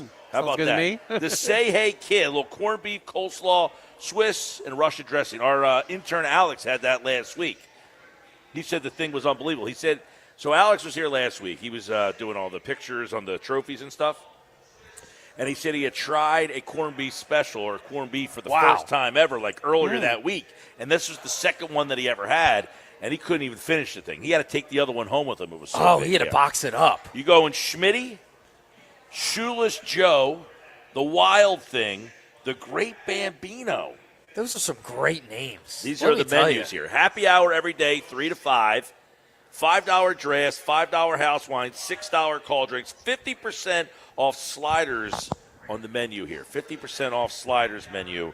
Bang, right there for the games. The game's about to start here in about 15 minutes. All these things go into effect. You can check them out here at the Sliders Bar at Uri's. All right, we got a lot of text messages still. We got some audio here from Dan Plesac that Josh is going to set us up on here and let us kind of take another deeper look at this bullpen. So we'll look at this text board here. But, Josh, hit us up with some of this Plesac stuff. Yeah, so for those who didn't hear, Dan Plesac, by the way, former Philly Dan Plesac, we should add. He was on the Takeoff with John Clark podcast. And I thought it was interesting, guys, because this podcast came out about 4 hours for the Phillies game. And conveniently enough, after last night's bullpen debacle, Dan Plesac said before the game, the bullpen not just give you the key to success, but the playoffs are going to come down to the bullpen. Take a listen. Playoff baseball is just different. You're not going to most of the time, you're not going to win a lot of games 8-7. And across the board in the postseason, offense is normally down. It's fairly simple.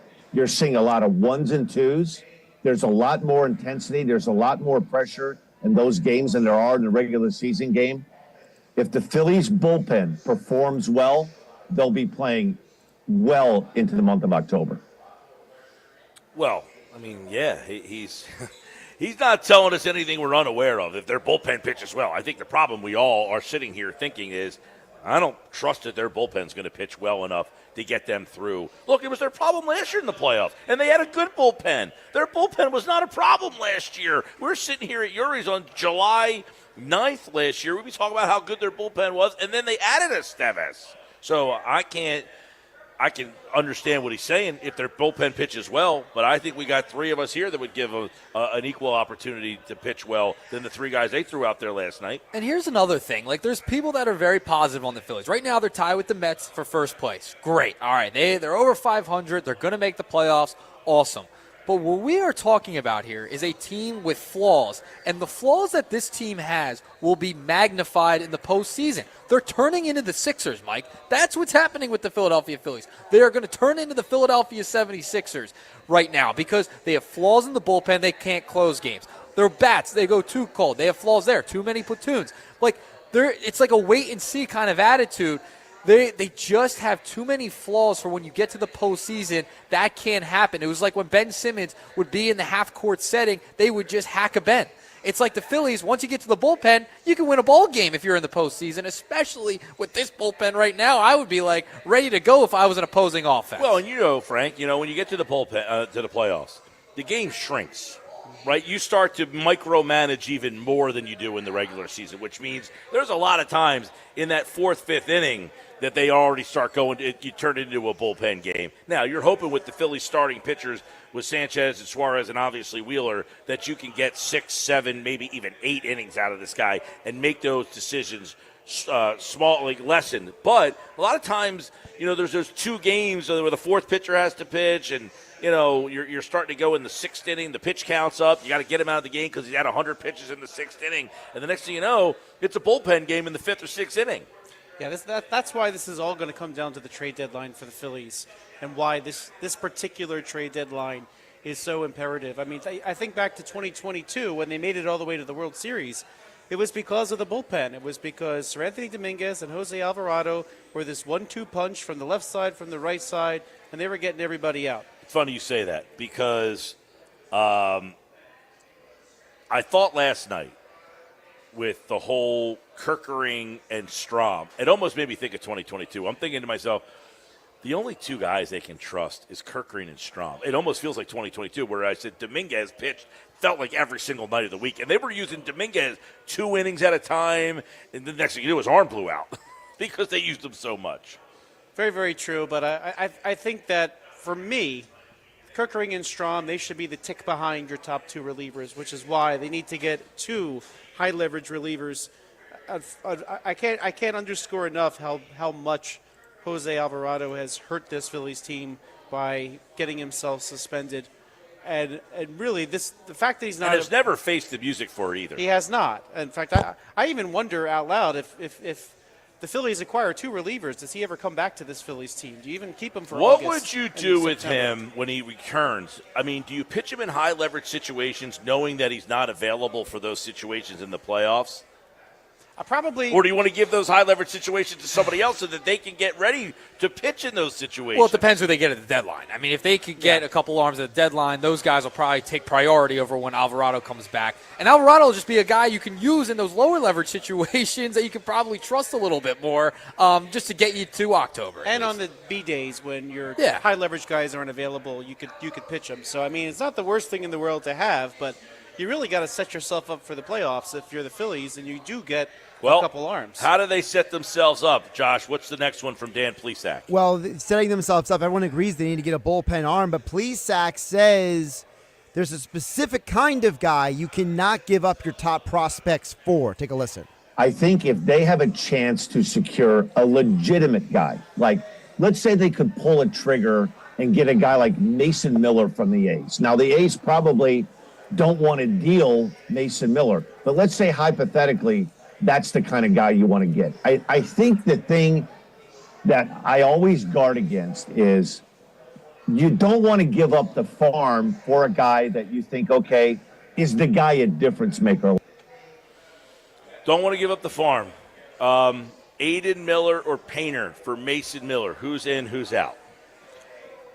I think the A's are very stubborn and they're not going to trade Mason Miller. I think they should trade Mason Miller and be trying to get some of the top prospects the Phillies have, but they're being stubborn. You know, I think they want him to be in Las Vegas with them. So, I mean, the problem is, you know, Nick, you mentioned Aroldis Chapman a little while ago.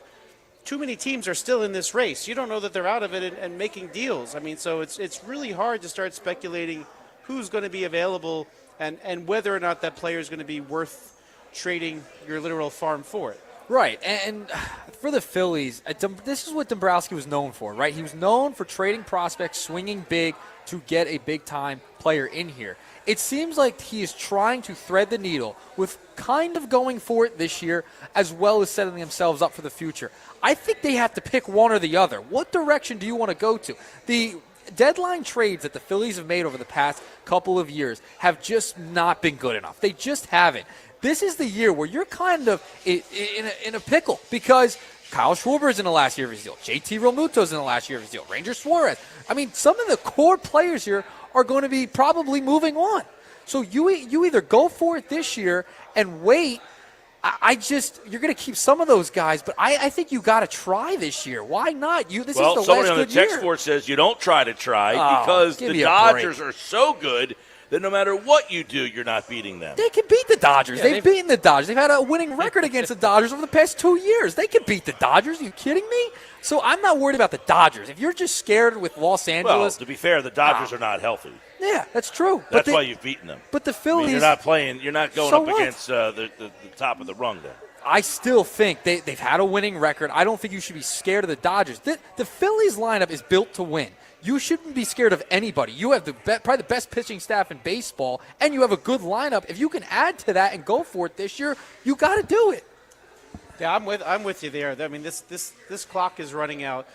Kyle Schwarber, will he be back next year? I think that the Phillies might reconstruct things if they can't get Kyle Schwarber to come back. Who knows? So I think this is your time. Ranger Suarez, Scott Boras, sometimes, I think back to Kevin Millwood, right? Kevin Millwood didn't play. I couldn't tell you how many teams he played on because Scott Boras just squeezed every last dollar he could get out of him, and he went from the Indians to the I don't even know all these teams that He pitched Kevin for the Millwood. Rockies. Don't forget about that. Yeah, and I do forget about that actually, Josh. but my point is, if Ranger Suarez is going to take the squeeze the dollar approach, he's probably not going to be a Philly next year. So, I mean, losing Schwarber, losing Suarez, maybe they're able to keep them. I don't know, but that's a clear time that something's going to happen to build for the future, and so now seems to be the time to really make this happen.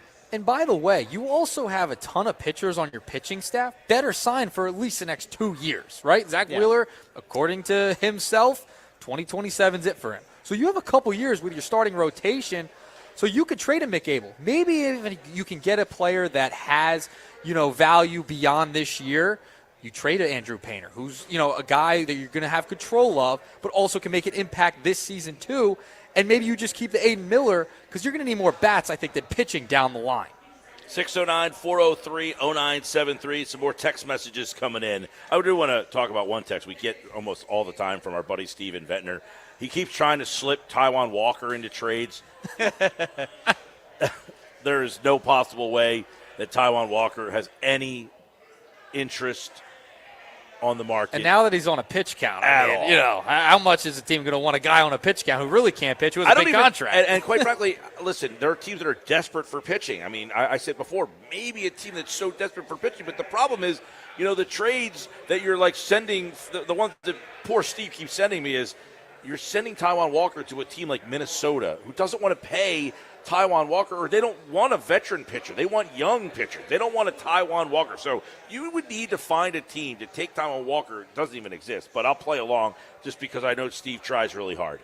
Next off season, if there's a team that's a bad team that knows they're going to be bad, that needs somebody to eat innings, and the Phillies eat 12 of that $18 million next year, then you can trade him. But I think he's with you for the rest. Right, of but the like year. at this deadline, the problem with trying to include Taijuan Walker into a deal is you're dealing with bad teams. A bad team doesn't want Taijuan Walker. So, like, Minnesota doesn't want him. Seattle doesn't want him. Like, those type of teams don't want a veteran, high-priced pitcher. They want prospects and they want salary relief on their end. That's usually what those teams are looking for. So he does not fit into a deadline deal for any team as far as I can understand. Cannot come up with one scenario where I think that you could move Taijuan Walker, even if this year you pay his salary off. Like, you can't even throw him in as like a kicker, as like a guy who you could just add into a trade because his contract is so ginormous. Nobody wants to pay that. No. What else we got, Josh?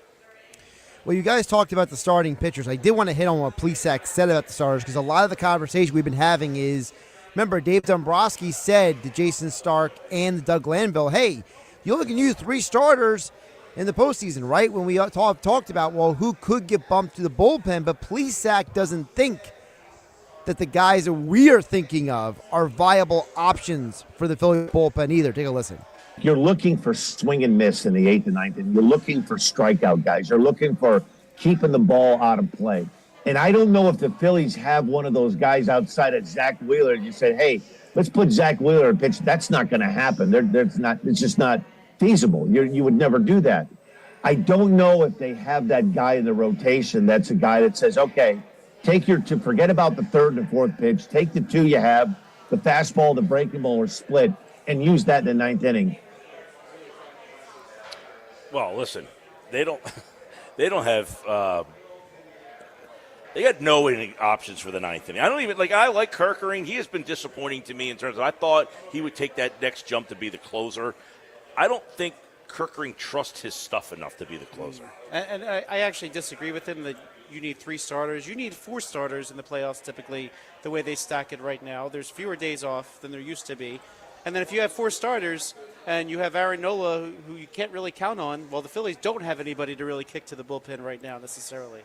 I think if Nola comes back, is Nola the guy to go to the bullpen because he's been hurt? I mean, you've had Wheeler just been unbelievable. He needs a Cy Young, by the way. Christopher Sanchez has been unbelievable. Ranger Suarez, you can't trade him at the deadline this year because he's just been too valuable to your team. And then you have Luzardo. So I don't know if does Nola get moved to the bullpen? I mean, he's been a guy that has pitched in the postseason before for this team and has had success. So that's a decision they're going to have to make when he comes back. What does he look like when he comes back? That's a question too. Yeah, and the part about the starting, I will say, I think in the wild card round, obviously there's only 3 games, so you only have 3 starters. In the divisional round, you have 5 games. And the way that the schedule is set up, I think someone said this year there's a day off in there so that you would need 3 starters, and the first guy could come back and pitch the 4th game and then the second guy. So you'd only need 3 in the divisional round. You don't need the 4th starter until you get to the championship series, which is what happened a couple of years ago when you end up getting a guy like Syndergaard throwing a game, and he hadn't pitched. So think about that. Whoever the 4th starter may be, whether it's Suarez or Sanchez or Nola or Painter, they will essentially not have started a game since the end of the regular season, and then they will not start another game until you get to the championship round of the playoffs if you make it that far.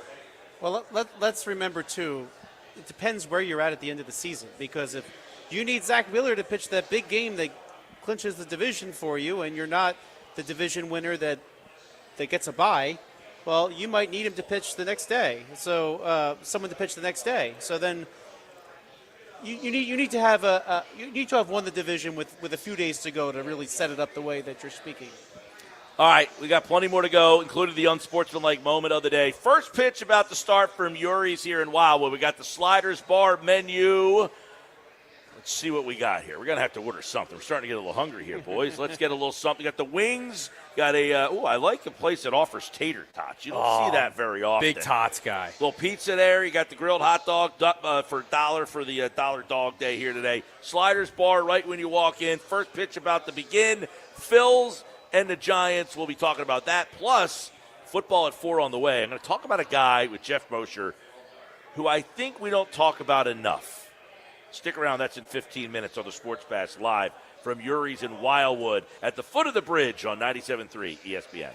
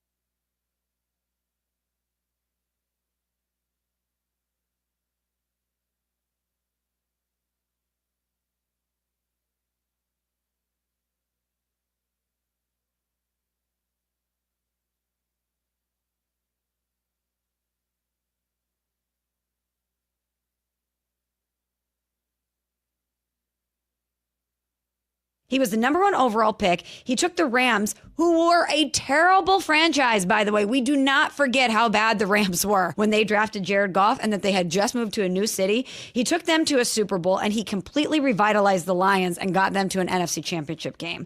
If they were healthy last year, he could have had some hardware, and I just think that we need to put a little bit more respect on Jared Goff's name. That is Michelle Smallman this morning on Unsportsmanlike. It's our Unsportsmanlike moment of the day, guys. It's going to tie into our football at 4 today. The disrespect on quarterbacks.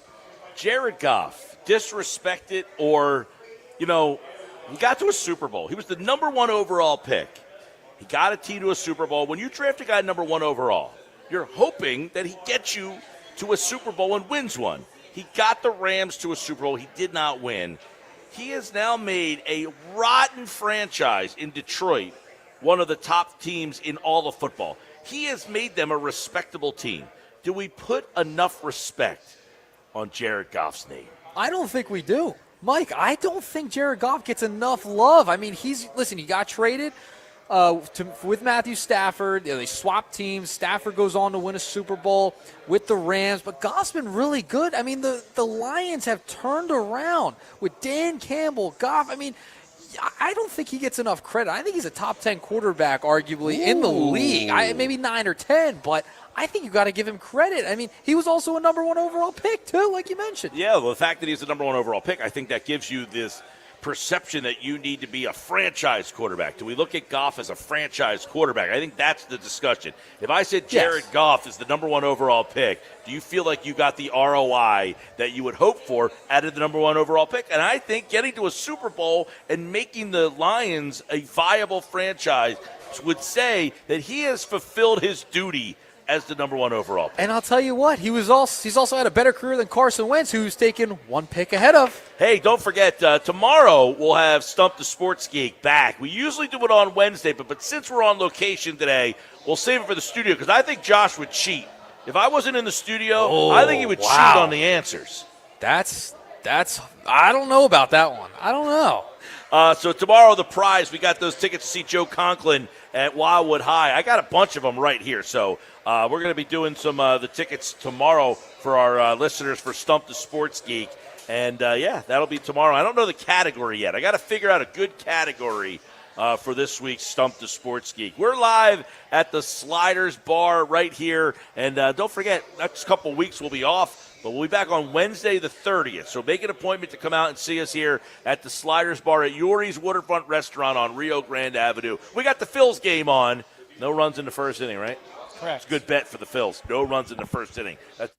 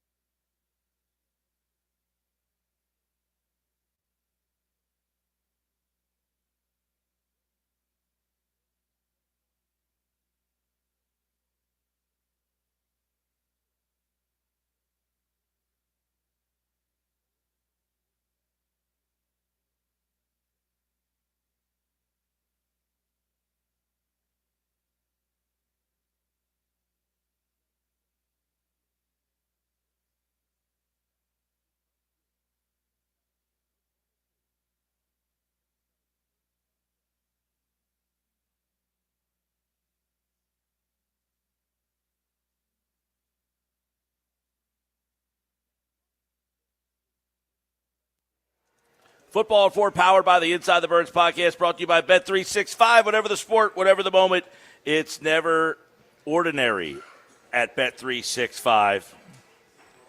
Jeff Mosher from the Inside the Birds podcast is here. I want to get Mosher's talk. I was asked a question this morning about what I'm most excited about for Eagles training camp. Eagles training camp starts in less than 2 weeks. The Eagles report on July 22nd. Their first practice is July the 23rd, and we'll be all over that. Of course, football at 4 every day. So the question I got asked this morning was, what am I most excited about with Eagles training camp starting? And, you could go with so many different things.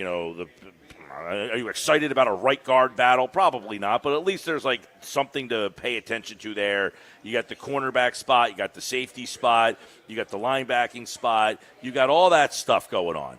But I think, for me, the thing that I am most excited about, the thing that I am most intrigued to watch this training camp is something, and it is apropos for this particular person. It's the one thing that I think everyone should be excited about and everybody should be talking about, and yet with this particular player, it's always being swept under the radar. It is kind of apropos for Jalen Hurts. What version of Jalen Hurts are we going to get as the encore to the guy who was the MVP of the Super Bowl? That is what I'm most excited about. What guy are we getting when the Super Bowl champion MVP steps out on the field in Dallas? What's the next level? What more is there for Jalen Hurts? I think that, to me, is the biggest question and the biggest story. And when I got asked the question today, what am I most excited about? I could say, what's the encore for Saquon Barkley? I could say, I want to see how they use Jahad Campbell. I could say, is Drew Bakuba going to be a part of the defense? I could say, what's Nolan Smith going to be? I can go with Jalen Hunt. What version of Jalen Carter are we going to get? But to me, the most important guy and the most interesting guy on the list is Jalen Hurts. What level of Jalen Hurts is this team going to get? That should be the answer, right? We just talked about Jared Goff. Being the number 1 overall pick and what he has done for that franchise. Jalen Hurts has done something with the Eagles franchise that nobody thought was possible. He won them a Super Bowl. When they drafted Jalen Hurts, there's nobody, period, out there that said, oh my God, they just drafted the next Super Bowl MVP. Nobody. All people did was bemoan the fact that they took a quarterback in the second round. Why'd you do that?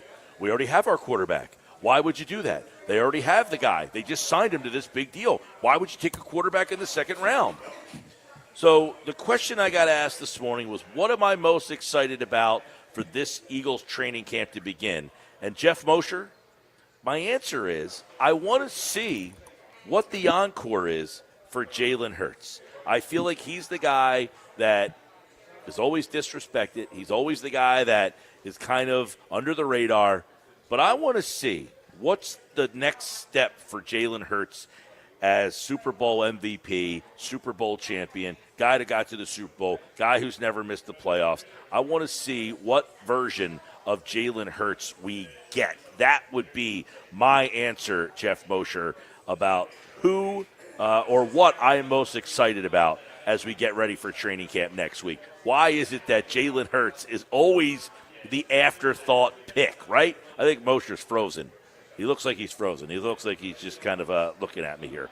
So we'll try to get him out of there and put him back in the spot. But that's my answer. It's Jalen Hurts, right? If I was to say to you guys, number 1, right off the bat, what are you most excited about? Training camp starts in less than 2 weeks.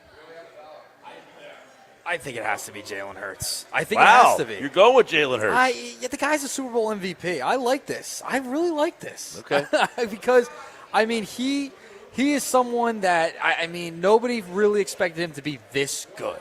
All right, well, let's bring Mosher into the conversation now and see what this is. All right, Mosher, that was the question I got asked this morning. What am I most excited about for Eagles training camp? And my answer was, I want to see what the encore is for Jalen Hurts. Is it fair to assume that there is another step in his progression, that there is another level of success and production from him?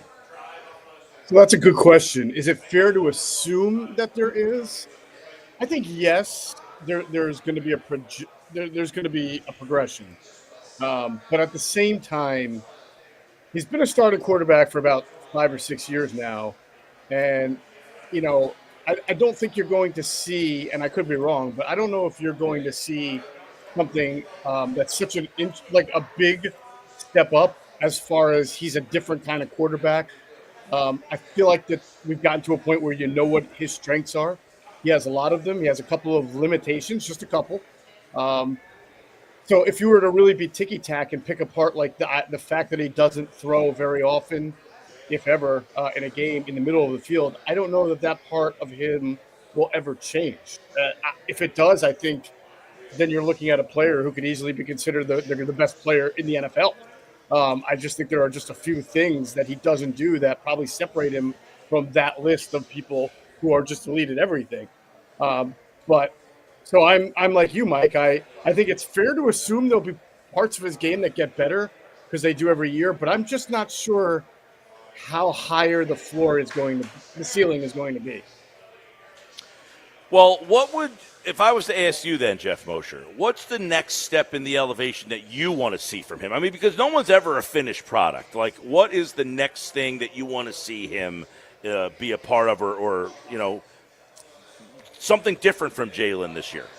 Yeah, I mean, listen, you hold them to their word, and they've talked about opening up the offense and being a different iteration of themselves, right? And obviously, it's not the running offense that they're talking about when they say that. Although I do think that there are ways to incorporate different runs, and that's a whole other separate conversation. But what they're talking about is opening up the pass offense. We know A.J. Brown has been frustrated at times, and so has the coaching staff, and so is Jalen. So the next step is just, I think, becoming a more rhythm and timing passer who uses the entire field at his discretion. He didn't have to in the NFC Championship game in the Super Bowl, but not every year you're going to have as good of a defense and as good of a 53 and as great of weapons, So I think the next step for him would be to become more of a timing and rhythm passer over the middle. But I can't tell you that if he doesn't take that step that the Eagles are going to be in bad hands either.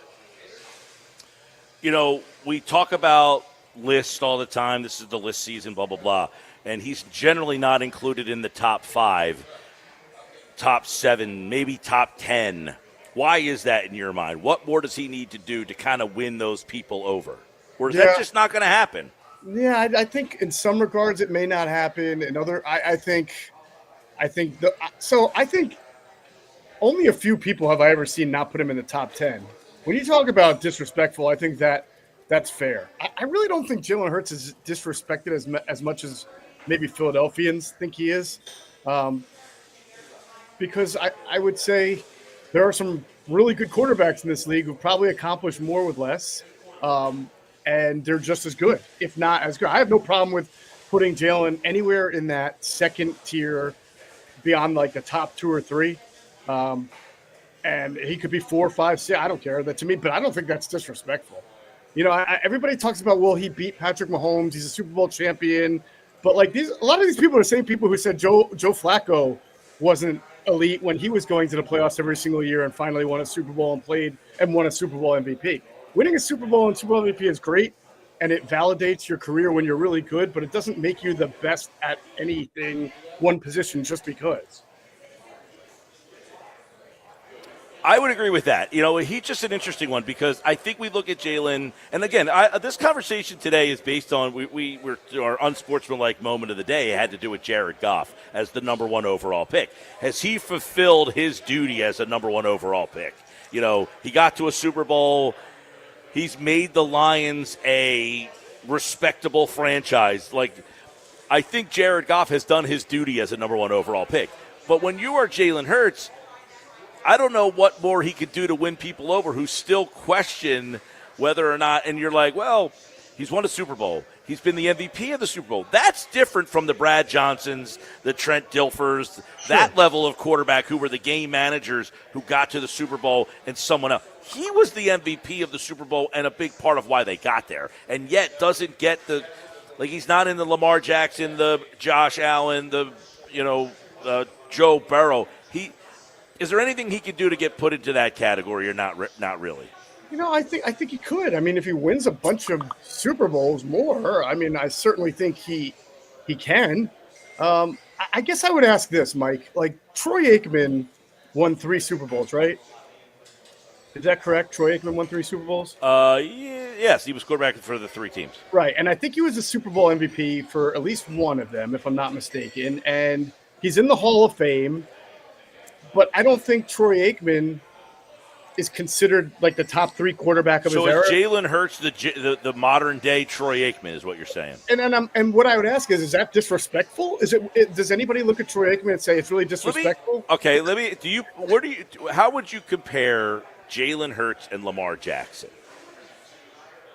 Well, I mean, nobody really compares to Lamar Jackson and what they can do athletically, right? I mean, and his arm, his ability to throw on the run, like fastballs, like nobody has that. Maybe Josh Allen does, but yeah, very, very different. They play the game differently.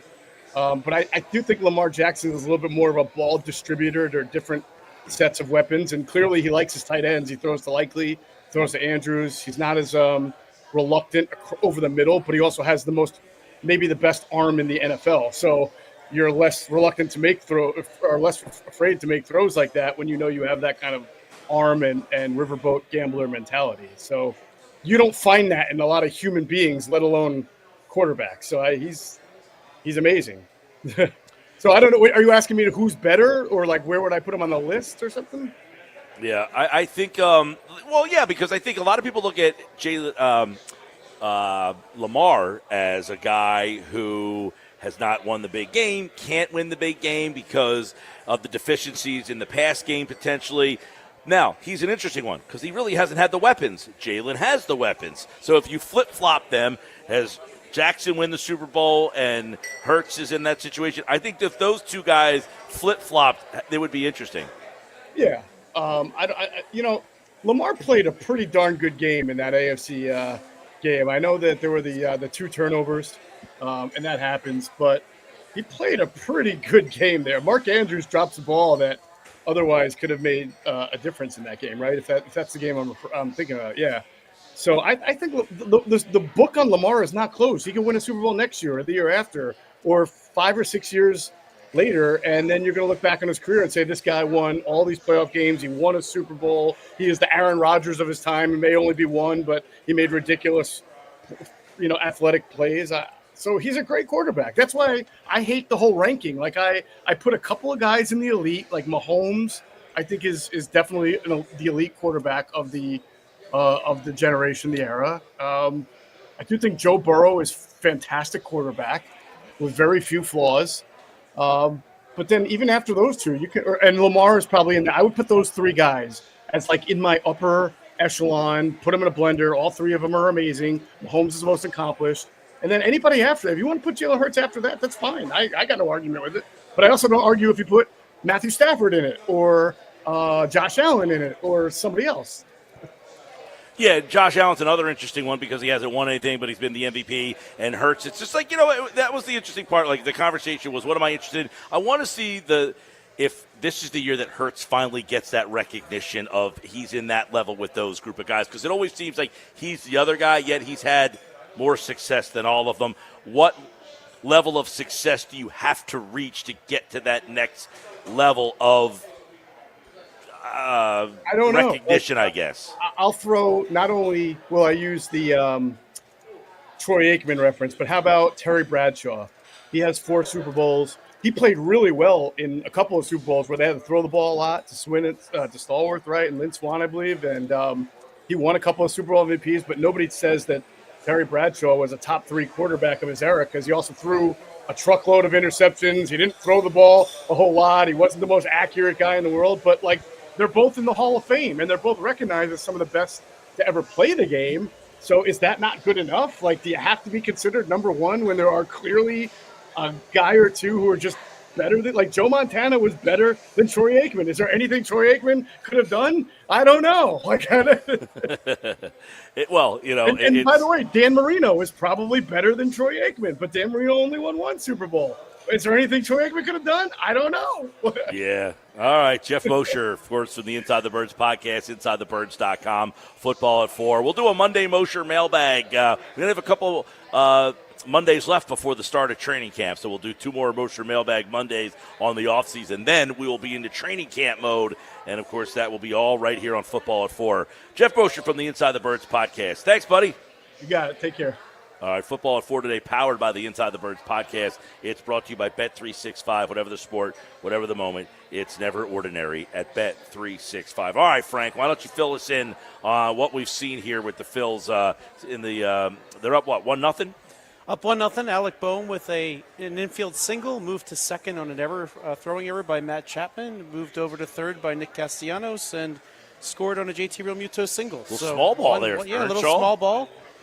1-0 Phils. Absolutely love it. Absolutely love small ball. Yeah. Well, listen, they got to figure out ways to manufacture runs, and they'll take them any way they can get when you have that part of the lineup up there. Castellanos, it's been rough, man. It's been a rough go for Castellanos. Little assist from Matt Chapman, but yeah, I mean, Castellanos got the ball to the right side, which was in the air, so Boehm was able to move over to third. All right, Phillies watch party here today. We've got Phils and Giants, 1-0 Phils. We are just kind of getting started here. We've got the games on all the TVs. You can check them all out. And they got all the great specials. Now, what'd you order? What'd you end up going with? Oh, I got the wings. Wings. I didn't go flats Did only, you? so I'll share. Okay. I'll share the drums.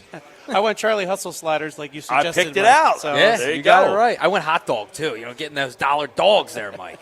Good stuff. All right, well, stop on down to the Yuri's Waterfront Restaurant Sliders Bar. That's where we are. Got a good crowd at the bar already. A couple seats left for you. We're already kind of packed up at the bar, but they got the great drink specials. They got the great food. Look at that. That's a lot of tater tots. That is. Oh, my God. And they're big sliders too, Mike. All right, well, he's got a. I know. I'm eyeing it up right now. Charlie You can have Hustle. some.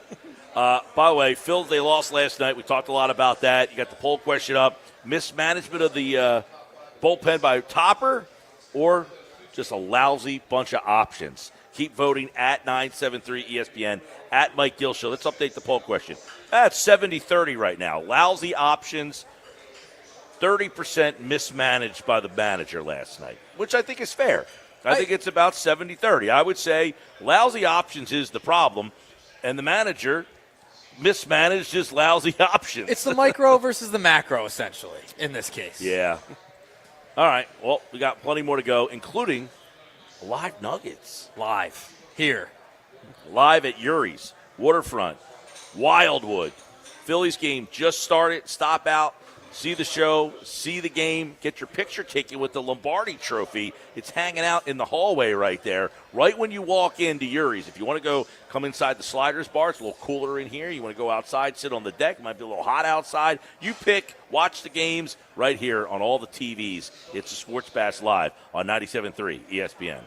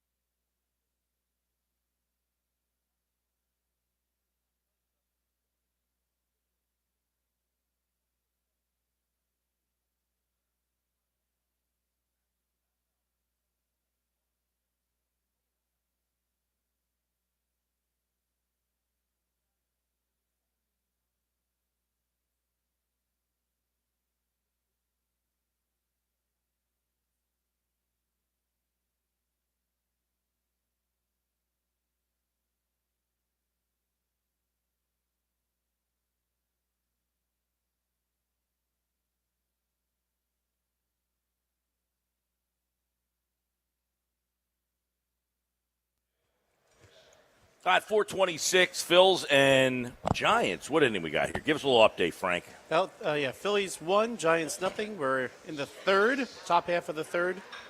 And JT Realmuto with an RBI single. There you go. There you go. Someone texted me, is this a fake video, a fake update that JT hit an RBI single? Well, Kepler failed, so that's normal. I think Less than third, runner on less than third, less than 2 outs, and Kepler couldn't get it done. Yeah, Kepler did his job. Well, didn't do his job, which is normal. He didn't do his job. He lived up to expectation, to say the least. Jordan Romano last night couldn't get out of the ninth. He did a good job in the eighth. This has been the story of Romano, right? Romano has been an interesting story. In the month of April and the start of the season, he was horrible. I would say he was a D-. He had those really early appearances that really wrecked. We were talking about this with Bob Wankel the other day. His ERA and WHIP are ruined for the whole season based on like 2 or 3 appearances, right?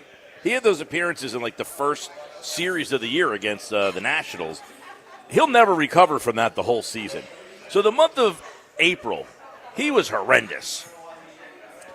He kind of settled in May. He was actually pretty good in May. In May, he had a 2.53 ERA, a 1.12 WHIP, 17 strikeouts, 10 innings. So he kind of settled himself in. So at that point, you're like, okay, maybe the first month, he's coming off some arm problems. May, starting to find himself. He's been awful since that point. You're getting to the point with him, you might have to think about DFA. 12.60 ERA in the last 15 days for Jordan Romano. I mean, that is DFA, right? Yeah. Now, in the month of May, did you have some feel like, okay, this guy's going to turn it around? I thought he was going to turn it around. I thought he was going to find his groove that he had when he was an all-star 2 seasons in a row with the Toronto Blue Jays, and wasn't able to continue that into June. 7.27 ERA in June, and didn't start off July great either. So really, the first half of June he was okay too. Yeah, the first 10 days or so of June he was actually pretty good. But for a guy like a relief pitcher, you have 1 or 2 bad outings. We talked about this with Bob Wankel the other day. Said he could pitch flawlessly, shutout innings from now until the end of the year, and his ERA will never crack the 5s. Like, he's going to be in the 7s and 6s all season long, no matter how good he pitches, and he has not pitched well. So last night, that's what happened for the people who were like, what happened last night while I was sleeping? Well, Romano came in the 8th. It was a Romano night. He pitched well for the first half, pitched bad in the second half. Basically, it's been the story of his season. All right, Nuggets. The Nuggets are brought to you by The Hub, gear that works as hard as you do. Nick Earnshaw is host of the Shift podcast. No shift this week. No, we moved it to Thursday. Man. Thursday we're going to have the shift. We had to postpone yesterday. Our co-host, my guy Francisco, he had some issues with the rain yesterday, and his power was Blame it on the rain. Yeah. His power was not great, to say the least. So we moved it to Thursday. So hopefully we'll get an episode in. We got a lot to talk about. New Shift podcast coming out. And don't forget, producer of The Locker Room weekends on 97.3 ESPN. All right, what do we got today for the Nuggets? All right, so, we've been talking a lot about the bullpen, and we're going to continue to talk about the bullpen. And, it kind of goes off the Romano thing, right?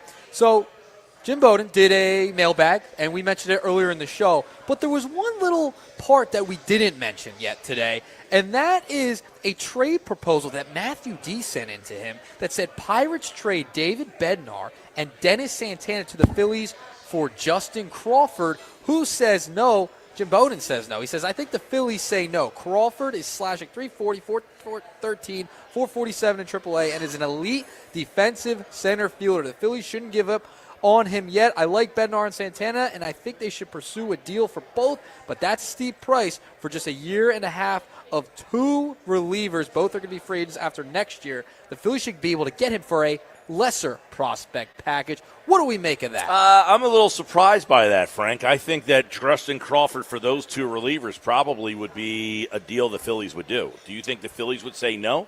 I think they might, but I think their eyes would be set on a higher leverage kind of guy than those 2. I mean, the thing about the 2 Pirates relievers, Bednar, he was actually demoted to AAA earlier this year, which is kind of fascinating given his track record, but he seems to have turned things around. I don't know that I would trust him to be that lockdown guy if you're going to throw somebody in the I ninth would agree inning. with that. I don't think Bednar's the guy I want on the mound in the ninth inning of a playoff game. I would agree with that. So I probably would be reluctant thinking that I'm not, much like I said with you last year with Estevez. I didn't think I trusted Estevez to be the guy on the ninth inning of a playoff game. You're pitching in Anaheim. There's nobody there. In Pittsburgh, I was at a game, Phillies-Pirates last summer or 2 summers ago, out at PNC. Full house. Place was packed with Philly fans. Bednar has a great entrance. He comes out to the Renegade. Oh, wow. And the eyeballs come up on the screen, flash, and he comes running out. He got the job done that night. But I don't know if he's doing that in October, Citizens Bank Park, coming out of the gates to the Renegade and shutting the game down. I'm not sure about that. So Santana, another guy, has not pitched well in other stops. And the problem I have with Santana is the same problem I had with Estevez. Doesn't strike a lot of guys out. His strikeout numbers are – the strikeout per 9, not very good. Well, Estevez gave up the big home run to Lindor last year, so it came back. And that was your guy, right? That was my guy last year, Frank. And, he was fine for most of the year. He was fine with the Phillies when he got traded here. But then, when you give up a grand slam to Francisco Lindor, my heart sank. I was like, wow, really believed in him. Didn't work out. That's why I think, would you guys do, just kind of basing this Crawford thing off of this trade proposal, what about Crawford for Chapman? Would you have to have another prospect in there if you're I'm not doing that. No, you need, if you're going to give up one of your Chapman's top prospects, you need somebody that's around a while. Now Santana is. So which is the more attractive offer, the Bednar and the Santana trade and a move, or the Aroldis Chapman move? If you're not going to have to give up a lot. Throw in Andrew McCutchen, I do the deal. Ooh, for Crawford. So McCutchen, Bednar, Santana. I'm not adverse to trading Crawford. The Crawford one's tough because I like Crawford a lot. When they drafted him, I was excited about. He doesn't. Does he move the needle for you? He doesn't do what this team needs. They need a guy that can hit the ball over the fence. He's the antithesis of that. He bats left-handed. Oh, I know he's hitting. I just don't put a lot of stock in AAA numbers. For instance, the Phillies signed a pitcher today by the name of Phil Bickford. Familiar with him? Not until this morning. Well, Phil Bickford is a right-handed reliever. He's pitched with the Yankees and the Mets and the Dodgers. I remember pitching with the Dodgers one night. He was pitching like the 12th inning. He pitched like 3 innings. Extended. So he's a journeyman right-handed pitcher. His major league numbers are meh. 4-something ERA. WHIP is like 1, 2, 3, 4 somewhere. He's okay.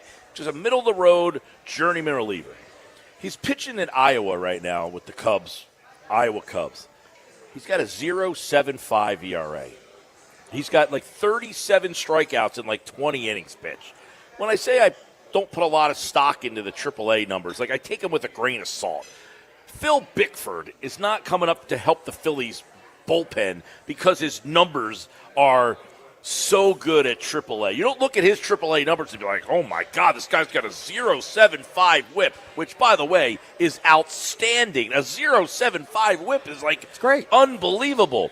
So that's why I say you got to temper, when you look at minor league numbers, to say that's going to be translating. So I look at Crawford's numbers. He's tearing up AAA. He's hitting lefties. And I don't put a lot of stock in those numbers, what he's doing at the AAA level, and thinking he's hitting over 400 against lefties. What is that going to translate to him in the majors? That's going to be a ground ball up the middle to the second baseman who will spin around and throw him out.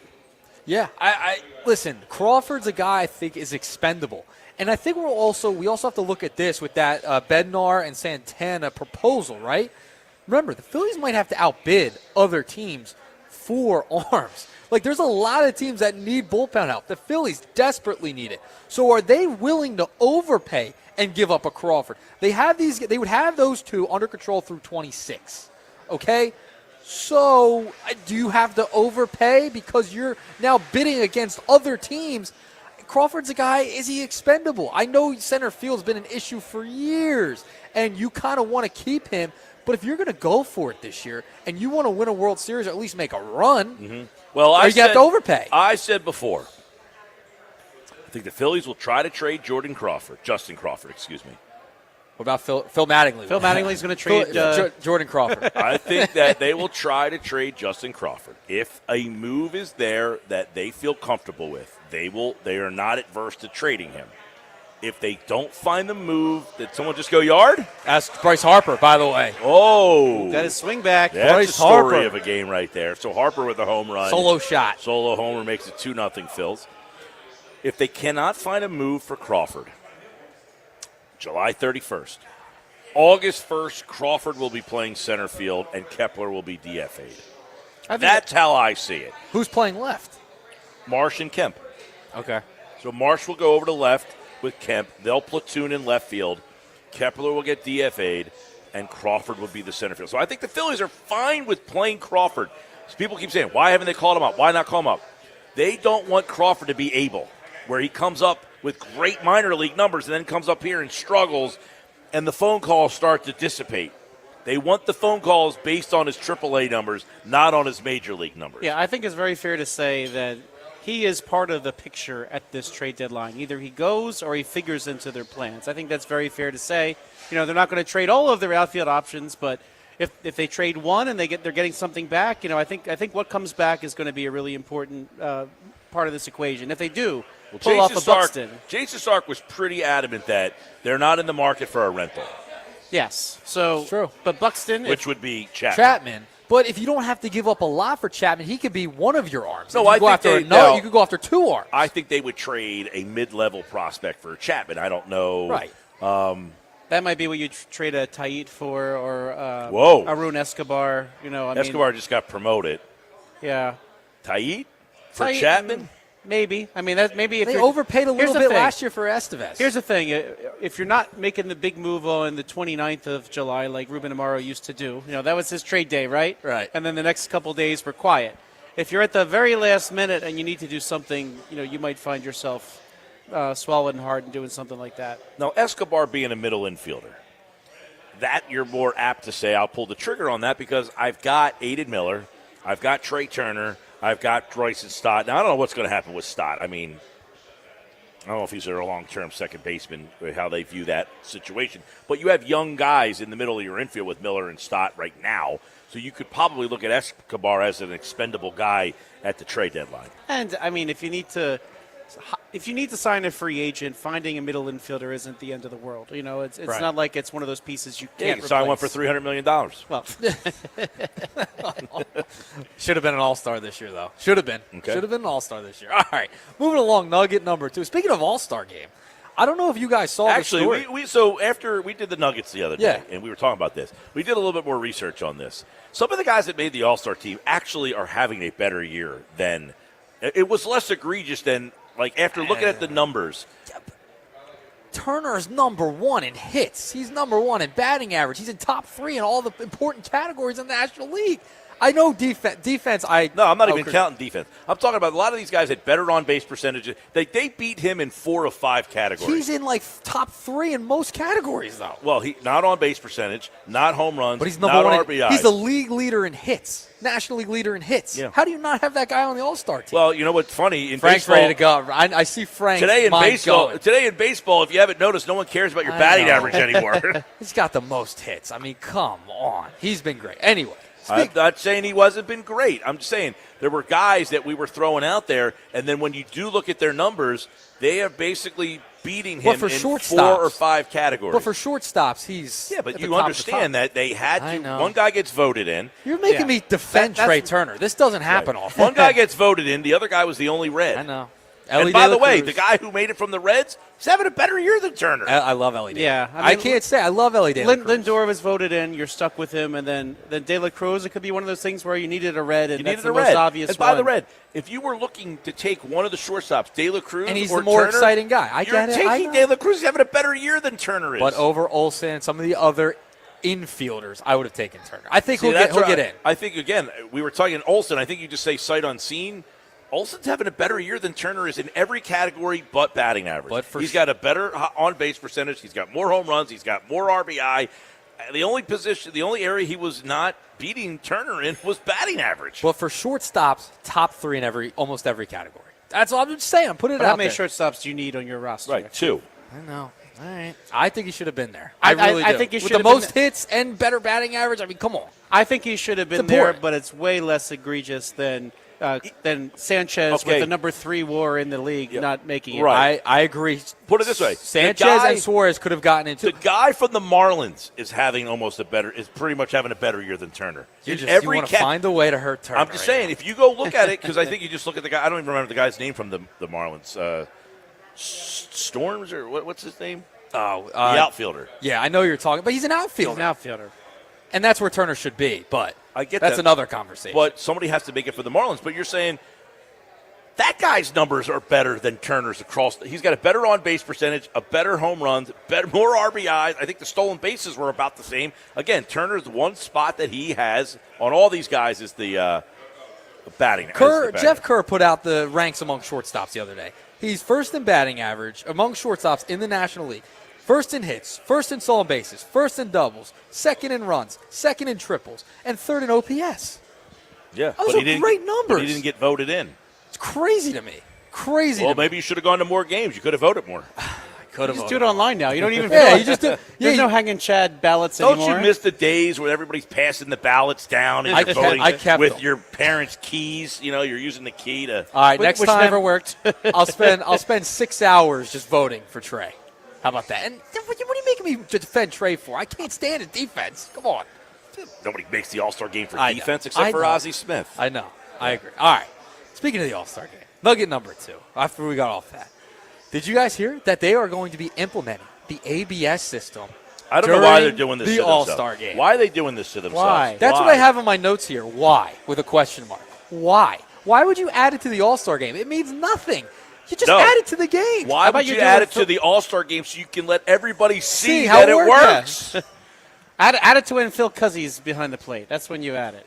Yes. really. I can't believe they're opening themselves up for this. Why would you do? And it's a last-second thing. I mean, we're like a week away from the All-Star game, and you're going to add the ABS system now? I mean, this has been talked about all year. You did it in spring training. Everyone loved it. They had an over 70% positivity review from fans through this, according to ESPN. Everybody loved it but the players. I know. It's unbelievable to me that they're going to implement this in the All-Star game, an exhibition game, for no reason. Just add it next year if you're going to do that. Don't just play this forget all cat the and mouse reasons game. you just gave. Why? I don't know why they would do this to expose themselves. I agree. Of why they're not using it on that stage where you can now have the best players just simply hit their helmet and fix the call right there and then say, wait a second, you could be doing this the whole time? Well, if it's, why would you pull it out for the All-Star game? If it's easy enough to implement it to the All-Star game, then just implement it all year. Just have a vote, implement it all year. It's not hard. Not difficult at all. And it was so positive in spring training, and we've seen it. It works. You were at spring training. Early on the first day, it seemed like it was just one after the other, and it was just taking forever. But once they got into the swing of it, it was Yeah, I working went great. to a game. Like the pitch clock. I went to a game, you barely even knew they did it. Mm-hmm. That was one of the problems I had with it is you didn't know who was calling what. Like who, because it's so fast. Like you don't know who's the one, and then they just switch it like that quick. Like goes up on the board, pitches a ball or pitches a strike. It's seamless. What player is going to – are we really going to be challenging in an All-Star game? I mean, seriously, it's not like World Series implication. I think you're going to see them because I think they're going to want to show the umpires up. You think so? And I don't know. Phil I'm Cuzzy curious. behind the plate in the All-Star game? I don't know if he's an All-Star umpire. I don't think he's going to get the think he's going to get the call of the All-Star game? They pick those guys based on their rankings. So yeah, I thought that was fascinating that they're going to add it at the All-Star game at the last second. And you're with your point, it's right. You're opening up yourself to criticism. All right, if it's so easy to add it in this game, why can't you add it to every other game? It blows my mind that the reports were that the players are. It's not a massive change. It's not like this is the pitch clock where pitchers really have to change like their routines. That I can understand. But if you're going to add something where you're just kind of doing a quick challenge, it's going to be what? Not even 20 seconds? You'll be ready to go? The report suggested the players were not ready for it, were not comfortable with how it was working. I don't know why. Like, what did they say? Like, we don't like the way it's executed or what? That was shocking to me. It's stunning. This one, I would think the players would be more on board with than the pitch clock. when the pitch clock came aboard. That's what's crazy pitch to me. clock, was that a CBA thing? I believe they had to negotiate it. Yeah. Right. And I would imagine they have to negotiate this as well. Yeah, the players. They have to vote on it. Players Association says no go, then they don't do it. But which is probably one of the reasons why it didn't happen after a successful spring training. They just that's one card they have in their pocket. They can say no, or they could try to negotiate for something else they want. Yeah, exactly. So sometimes we've seen in the past if there was a change that MLB wanted the Players Association to make, they bargain for something else. There's also the part of, if I'm the player and I'm voting yes for it, I still have to play with the umpires now and then have to deal with that rant. So you might want to wait till the offseason until you make that decision. Well, how about guys getting thrown out for doing it to an umpire, showing up an umpire? I think it was one of the players on the Rays did that. Opening day, it was William Contreras with the Brewers. It was like, well, the fact that they're doing it in like minor league games and independent league games. Cole Hamels on the broadcast on Sunday said he was in Korea and they're doing it there, and it's just they don't even do the tap of the hat. They actually use it for every pitch in Korea. Right. They literally have an umpire. He either sits behind the plate, like sits in the stands, or he stands in his normal position, and they just has a microphone and has a speaker in his ear, and they just tell him ball or strike, and then he just implements the call. And it makes it faster and more efficient because you're not arguing with the umpire anymore. You're just, let's look at it. Oh, okay, and but then you're on with people your game. Then people wouldn't be able to blast Thompson for not going out and like ripping into the umpire because that would change a lot. Right. Yeah, like Phil Cousy the other night.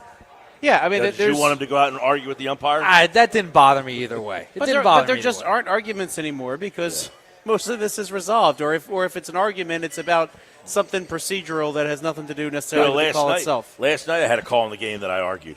Really? Yeah. Oh, you said you're not a big. I mean, you don't argue too much. I didn't argue in the way that like people want Topper to like Larry Boa. Tossed. I quietly walked up, and that's the thing that people don't like.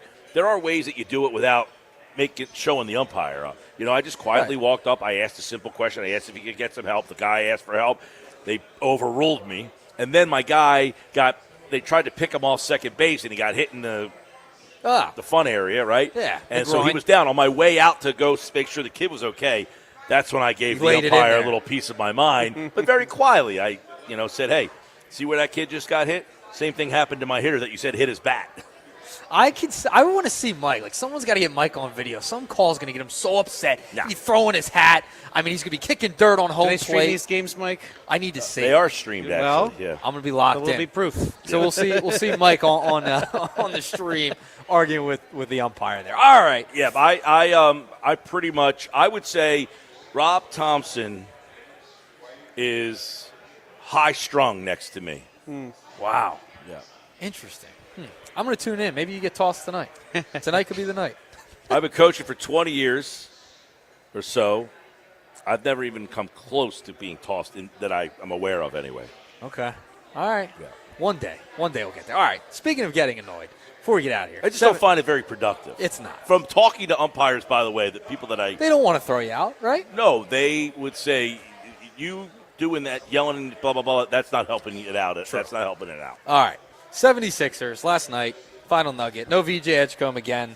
This is why I get annoyed with Summer League. I'm going back to my Summer League point. Mm-hmm. This is why I hate Summer League sometimes, because he's been out for 2 games now. And now we have. Yeah, but these are the Salt Lake games. These aren't the Vegas games. I understand. The Vegas games are the real ones. But how? How are you hurt already? The 76ers have the worst luck of all time. I honestly would sit him for Vegas, too, to be honest. Because I get so nervous now. Well, I said before, he played so well in that game on Saturday night that I think the Sixers just said, all right, we don't need to play this guy anymore. But so I wouldn't be surprised. Injury. Yeah, I would be surprised if we saw, maybe you might see him one more time.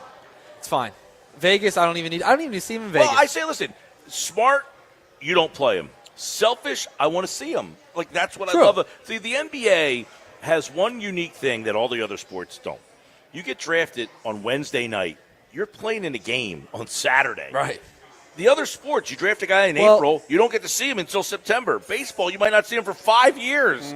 Hockey, I don't even know. Half the time these guys get drafted, you don't even know where they end up. Where are they? Baseball, they're going right to the minors, though, pretty much. Yeah, but nobody sees them. I understand that, but they are playing right after. Right, but not on national television night to night. Like, you got a full schedule of games where you get to watch a guy who just got drafted, the number 3 overall pick, and he's playing in a game a week later. I mean, I was watching it in the middle of a bar, like on my phone, in the middle of a crowd, in the sea of sardines. I was watching it. I had the Summer League on. All right, coming up next, Jim Bowden said he got 3 questions in his mailbag over at The Athletic today. They all had to do with the Phillies. We're going to listen to what those questions were, and then we'll answer them ourselves. Now, one of them was a nugget there, but we're going to dive a little deeper into that one. But 2 other of the questions you haven't heard yet. Stick around for that. Sports Bash Live, 97.3 ESPN. Those were the nuggets. They're brought to you by The Hub, gear that works as hard as you do. I'm Mike Gill. This is the Sports Bash. Nick Earnshaw is my on-site producer today. Our Phillies insider, Frank Close, is here. We got the Phillies watch party hanging out at Yuri's in Wildwood. Great specials. Frank doesn't eat tater tots. Crazy. I eat them. I just don't eat a lot of them. Unreal. Unbelievable. Well, there's a lot of tater tots at our table if you want to come up and grab some. More Sports Bash coming up, 97.3 ESPN.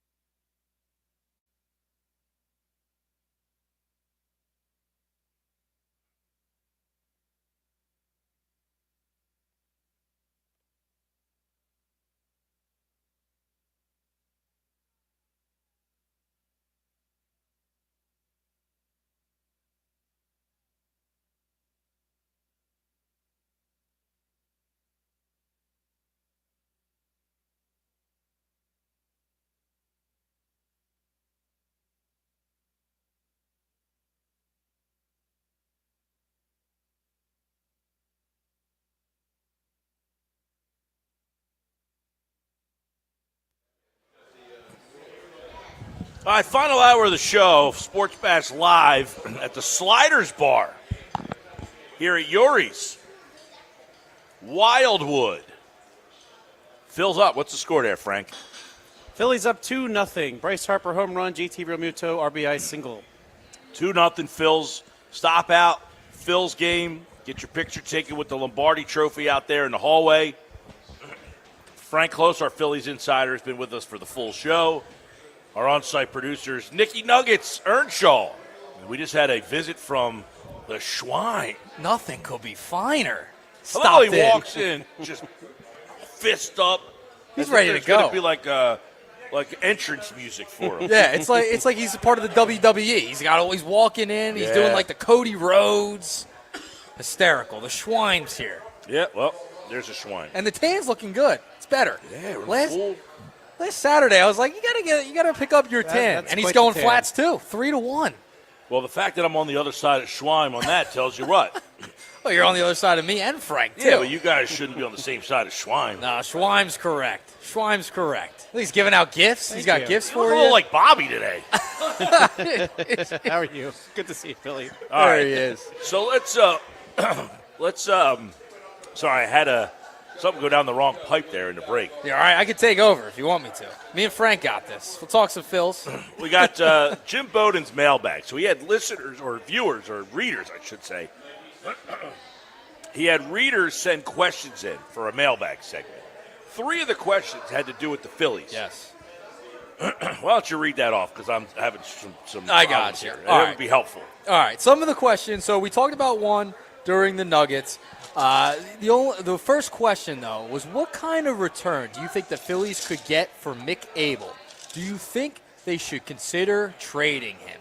And Bowden's answer and response was the only way the Phillies should trade Abel is they can acquire what they believe is the missing piece to winning a world championship this year. In other words, for example, if they could pry both Emmanuel Clase and Stephen Kwan from the Guardians, and Abel had to be part of that package to get the trade done, then it would make sense to deal him. I actually think that's I think that if they got that deal, that's a great for deal. Mick Abel, I mean, I think the whole place here would drive him to the air. That's an excellent deal, but I think he's that deal fair. I mean, is that deal realistic? I think you might have to throw in another lower level prospect to get that done, but certainly both of those players would be exactly what the Phillies need.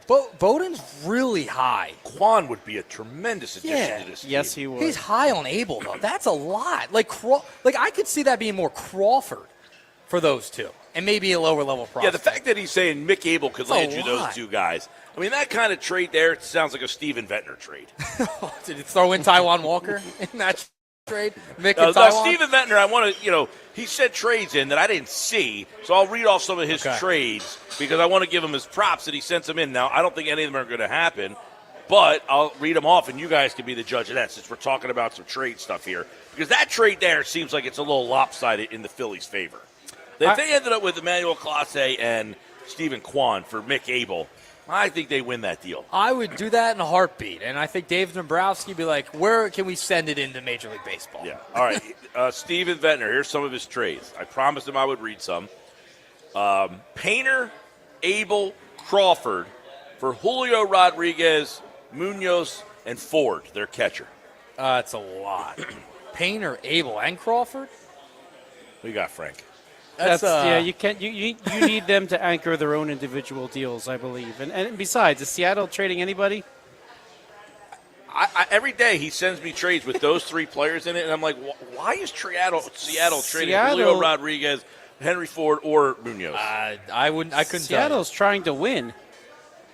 Seattle's got a wild card right now. Yeah, I don't know about that. I try to explain this daily, but I'm figuring I'll let somebody else answer. Maybe you guys disagree with me. I don't know. Cal Raleigh is lighting the world on fire. We don't have to agree here. I mean, if you don't agree with me. They're. By the way, Frank and I disagreed plenty in the first hour.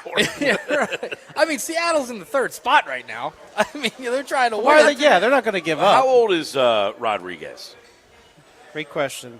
I think he's in his late 20s, right? Yeah, I feel like he is. Oh, there it is. 24. Yeah, Oh, 24. yeah. Mid-20s. I mean, you're trading a 24-year-old MVP caliber outfielder. I don't know why that makes sense for them. And if they're in the And postseason. by the way, one of the things that Seattle has is pitching. Why they don't need Painter and Abel? They've got their the one thing they have is a lot of young pitching. Remember the whole story in the offseason was the Phillies tried to trade Bohm for their young pitching. So that trade Couldn't to get it me done. just doesn't make a lot of sense. Yeah, Cal Rowley's having a record season for a catcher. I think Of all time. they're going for it. They're Great going for nickname, by the way. The Big Dumper. You like that nickname? Great nickname. I mean, you can't beat that. It just makes you smile every time you hear it. I mean, Frank, you're smiling right now. Which guy in the come locker on. room gave it to him? I don't know. The Big Dumper. Right. I mean, you got another one here. Painter, Rojas, Kemp to the Mariners for Andres Munoz, Harry Ford, and Dylan Moore. Now, one of the things with Ford, I guess the thought is that Raleigh is blocking him. Yeah, You guys are just talking about Raleigh right now. Right. The Phillies The could dumper. use a catcher in the future, but I would imagine that Raleigh, like every other catcher that can really hit, he's moving off that position sooner than later. Or, yeah, you could DH the guy. He could play first base, something to that effect. I mean, if you have Harper, two guys. Schwarber, Carlos Santana, like anytime a catcher's good, they move out from behind the plate. Yeah. So there's a couple of the trade options. I think you're not trying to trade Andrew Painter. I think you're doing everything possible to not trade Painter and Miller. If you could trade any other prospects, you go for it. But Painter and Miller, those are the two guys you want to do everything you possibly can to keep. But after that, I mean, it's like anyone. Take anybody. Mick Abel, Justin Crawford, and Mercado type top 30 prospect for Buxton and Jax. I mean, Abel and We Crawford. were kind of talking about that deal, and I thought that Joan Duran should be part of any deal if they're taking back Buxton and the injury risk and trading in Abel. So I think that's a lot to give up. So Abel, Crawford, and a top 30 prospect for Buxton and Jax. You're saying the Phillies say no. I would be more along the lines of Abel and Rune Escobar, someone who's lower in the top Abel, 10 for Buxton and Duran. If Abel has all this value, I mean, that trade for Classe, I mean, that's a lot for just Mick Abel. You see, I'm not. I don't think he's got that much Jim value. Bowden is acting like Abel's the number one I pitching know. prospect in baseball. With He's his acting comments. like Abel's Painter. Yeah. Another one. Otto Kemp, Gabriel Rincones, and McGarry or McFarland for Rafe Snyder and Chapman. Now, that's a deal that the Phillies would do. Of course, That 'cause was solid. nobody wants McGarry. I mean, he's made himself relevant again, but Right. he's not shown he's a major league pitcher. Rincones has struggled at AAA this year, so I don't know that that's anything. You're that would telling me interest them. that Otto Kemp is the centerpiece of a trade. I mean, Boston might say, look, Chapman's a free agent, fine. Rafe Snyder's was a platoon player. Yeah, I mean, he would be a really good fit for the Phillies, Yes, actually. But he would be. I don't think you're. I think you got to aim higher. I think you would want to aim higher. Could those be good pieces if you get some of your other big pieces somewhere else? Yes. Do you need to trade your top prospects for those types? Probably not. So that's why they might be helpful. Yeah, I mean, that deal would make sense for Philadelphia, obviously. Everybody knows that Chapman would be a possibility. Everybody's well aware of they need bullpen help. Would Otto Kemp be enough to get that deal done? I think Boston might consider that. I mean, Kemp, 25-year-old outfielder or utility man, I don't know. And Boston right now is just, you don't know what they are. You don't know what direction they want to go. The Devers thing was the Devers thing, that whole situation. But it's just, you don't really know what the direction they want to go. Do they want to bring up their young guys? Do they want them to get more playing time? They signed Bregman. I mean, it's kind of confusing on what they want to do, so maybe you take advantage of Boston. Yeah, trading Devers, like they seem to have an identity crisis, but I still think that the Boston Well, Red Sox still consider themselves in it. You said earlier, what do you look at Otto Kemp as? An everyday player, a platoon player, or a bench player? Bench player. So below a platoon player who would play every other day, basically. Yeah, you and I are kind of on the – and I think Kemp has exceeded my expectations. He's been solid. I mean, but if you could have him coming off the bench, that'd be ideal. If you could have an everyday guy out and left, that'd be much better. And honestly, having Kemp to option back and forth to AAA as you need to is also very good to have because you saw what happened this year, like the likes of Kennedy and Clemens. They ran out of minor league options, so they ended up having to make DFA calls on them, whereas instead they would have just been able to send them back to the minor leagues. So I think he's the guy that can go back up and down 476. Kemp's numbers are not great. He has just had some clutch hits. Timely That's been hitting. his thing. His timely hitting has been pretty good. But I kind of agree with you, Frank. I can't look at Otto Kemp and say, can you trade me Otto Kemp? Because I'm looking at him as an everyday player. I don't think teams. No, I don't think he's got that ceiling, and honestly, he hasn't been much of a prospect in his career. So he's cracked the Phillies' top 30, but I don't think a lot of teams consider him much of a prospect. All right, what is a reasonable return for Ryan Helsley in general and specifically to the Phillies? That was a question that got asked here. Are we still interested in Ryan Helsley as a possible fix for this bullpen if you have to give up one of the guys, Abel, Crawford? Now, he mentions Arun Escobar and outfielder Griffin Burkholder. I think most people would say you'd be willing to. Now, Helsley would be a rental player, like Chapman. Yeah, that would be the type of prospect you would trade for someone like Helsley. So I would not use one of the big pieces if I'm the Phillies, but I would consider those types of prospects the types you want to move for a player that might be having an expiring So would contract. Helsley be a upgrade over Carlos Estevez? Yes. Yeah, I would say so too. Even though Estevez was my guy last year, I think he would. Okay. Would you go Abel for Helsley? No. Anybody else? Any of the?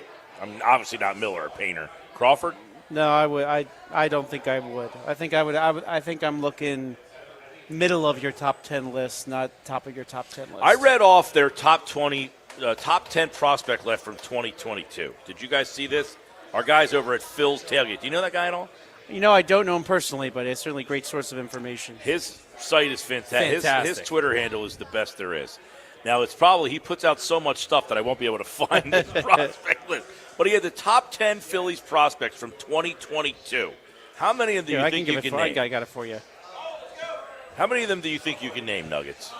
Oh, from 2022? Yep. Probably like 6, maybe 5 or 6.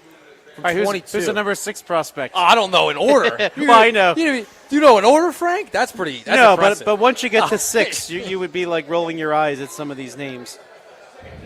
Do you have them in front of you? I sure do. All right, let's read them off, So Frank. number 1 prospect was Bryson Stott. Yep, that sounds about right. Second was Mick Abel. Okay, let's stop right there. Bryson Stott was the number 1 prospect in the organization in 2022. If we were having this conversation right now and Bryson Stott had never played a Major League game, you'd be saying, you can't trade Bryson Stott. He's the number 1 guy in the organization, right? If you didn't trade Bryson Stott because you thought he was the number 1 guy in baseball and you could get somebody to help this team out, you are kicking yourself right now, are you not? Yeah, I agree. I mean, Bryson Stott even back then was blocked. Remember, the Phillies had their middle infield covered. Wait till you hear number 2. Mick Abel. Mick Abel. Yeah. So back then he was the number 2 prospect in all of baseball.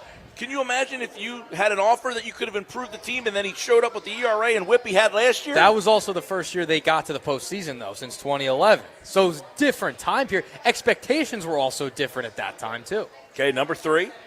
Andrew Painter, right Andrew after he was Painter. drafted, right? Okay. Number 4. Johan Rojas.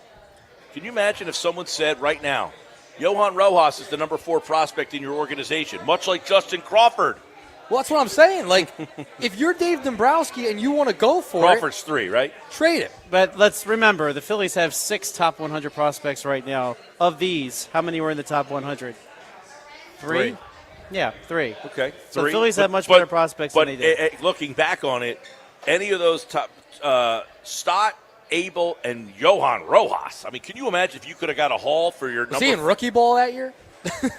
Yeah. Yeah, I mean, he because was. remember, Rojas only came up from Double-A. They skipped Triple-A completely and Triple-A. came right from Double-A. All right, number 5. Logan O'Hoppe. Logan O'Hoppe turned out to be a nice player, and they actually traded him. That might have been the wrong guy to trade. I will say, they don't get to the World Series without Brandon Marsh that True. year. So I think that was worth the prospect capital, even though he turned out to be a very nice major leaguer. Number 6. Although, if Logan O'Hoppe was still here, he probably still wouldn't be playing. No, because JT would have blocked him because they re-signed. Well, that whole situation with JT in the new contract, how would that have turned out if he stayed in the pro? That could have changed a lot, too. Sure would have. But how about number 6, Hans Kraus? Oh, that's a name. Can't trade Hans Kraus, right? And they got Hans Kraus. I remember them getting Hans Kraus for Spencer Howard, and it was like, Texas and Rangers. you got Kraus in that deal? Oh, what a win for the Phillies. Famous Texas Ian Rangers. Kennedy deal. Yeah, right what is there. he doing now? He was bouncing around with. He's with the Angels. I think he did make a major league appearance this year, if I'm not mistaken. But yeah, this year with the Angels. And it was last year with the Angels. He has not been in the major leagues this year. All right, that was number 6. Number 7. Ethan Wilson. Oh, it's brutal. It's brutal. Now we're getting past like the top guys. No one even knows who Ethan Wilson I is. don't think he's even in the organization anymore. He was the 7th best prospect in the entire organization. He batted 150 in Lehigh Valley for 5 games last year, and then 211 in Reading. I remember calling his games when I was down with the Blue Rocks. Wow. He was in single A with the Blue Claws at times. So Ethan Wilson. Yeah. Okay, who else we got? Number 8. Luis Garcia. And no, it's none of the Luis Garcias that are in the major leagues right now. I don't even know where he is. He's 24 years old and not in professional baseball. And that's what's crazy about Dombrowski is he hasn't parted with anybody. He really hasn't parted with a ton of prospects. Number 9. Griff McGarry. Griff McGarry. Okay. Who may or may not ever see the major leagues. And number 10. think that's something. Matt Vierling. Matt Vierling was the number 10 prospect. Contributor on Detroit now. In the Phillies. He was a contributor on the 2022 team, too. Yep. So that was your top 10 prospect list. Now you have all these prospects, and you're saying, I can't trade this guy. I can't move that guy. I can't do this thing. I can't. If you wouldn't have traded, if you could have traded all 10 of those guys and felt good about it. Looking back on it. That's what I mean. Like, if it's like Painter, Miller, those are the guys you really want to be on your roster next year, the year after.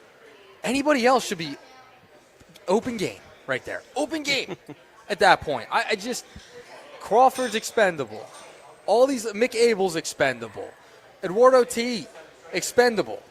If you're going to try and win a World Series, you gotta be able to part with prospects. I understand if you want to keep Painter and Miller because those are guys you spend high draft picks on, and you think you could develop them into really good baseball players when they get here. Now this is interesting. So this question from Mark. He says, what's a realistic return for Clase? Feels like the Guardians don't give up on a premium asset unless they really get a strong return. What team should they be talking to? So he mentions a lot of teams.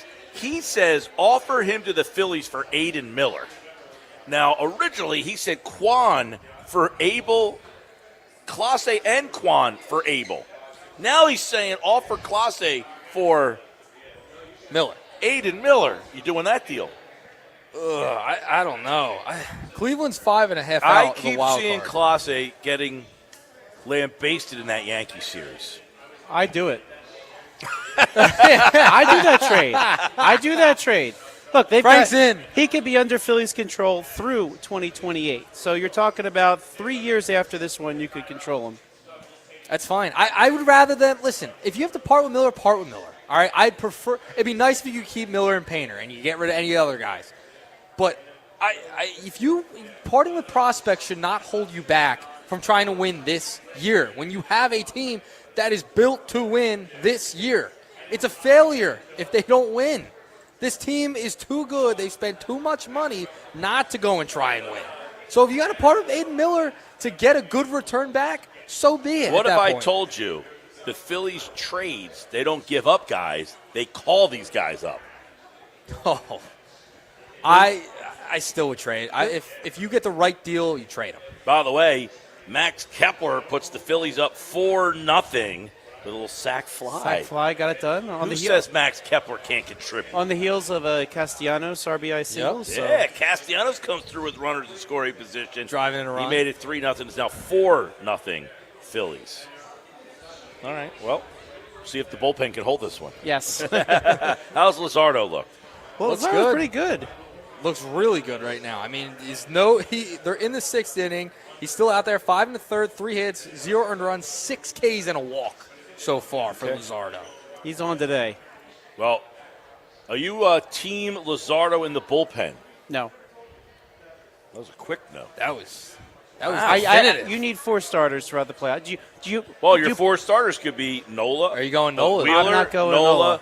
Sanchez, Suarez. I'm not going Nola unless he's back. I mean, like, Well, back. he's going to be back. Well, right, but do you see any scenario where if he's back pitching, that he's pitching out of the bullpen? when you go to the playoffs, if I think it's okay to say, hey, listen, you haven't fully recovered yet. We need to put you in the bullpen for the playoffs. I think you can use that narrative to not hurt feelings, but I don't care about hurt feelings. I care about winning. Yeah, that's a tough one though. That's really hard. Let's say Let's say he comes back and he's pitching Nola. He's pitching well. Then what? Then who goes to the bullpen? I worry about that when it happens. I agree, but I'm just, you're saying no. You said no I don't think Luzardo so. pretty quickly, right? I don't think so. Yeah. What's going on with these wings over here? I've had Got a lot of drums over there. I do have a lot of drums. I already ate all the flats. The flats have been eliminated. Is he being nice and already. saving them for you? I was. I'm saving them. Hey, for we're later. live at Yuri's here in Wildwood, and hey, our Phillies watch parties. We're going to be here on the 30th of July. We're going to be here twice in August. Go to our website, 973ESPN.com, and find out a date that you can come out. Watch the Phillies here at Yuri's with us. They got great specials. I mean, drink specials, food specials. 50 of those wings, 50 cents for the wings. Look at the size of these bad boys. Oh, gigantic. Half-price pizzas. You got the slider menu. We're at the Sliders Bar at Yuri's, Rio Grande Avenue, Wildwood, right at the foot of the bridge. Sports Bash coming up. All right, more Sports Bash on the way, including I got the Bet365 play of the day. Nick will give you that in the final segment of the night. I'll throw that your way there, Nick. You can make my pick. Can't for wait. me. All right. Frank Close, our Phillies insider, been hanging out during the Phils game today. These guys give you updates on the Phils throughout the rest of this game right here at Yuri's in Wildwood here on 97.3 ESPN.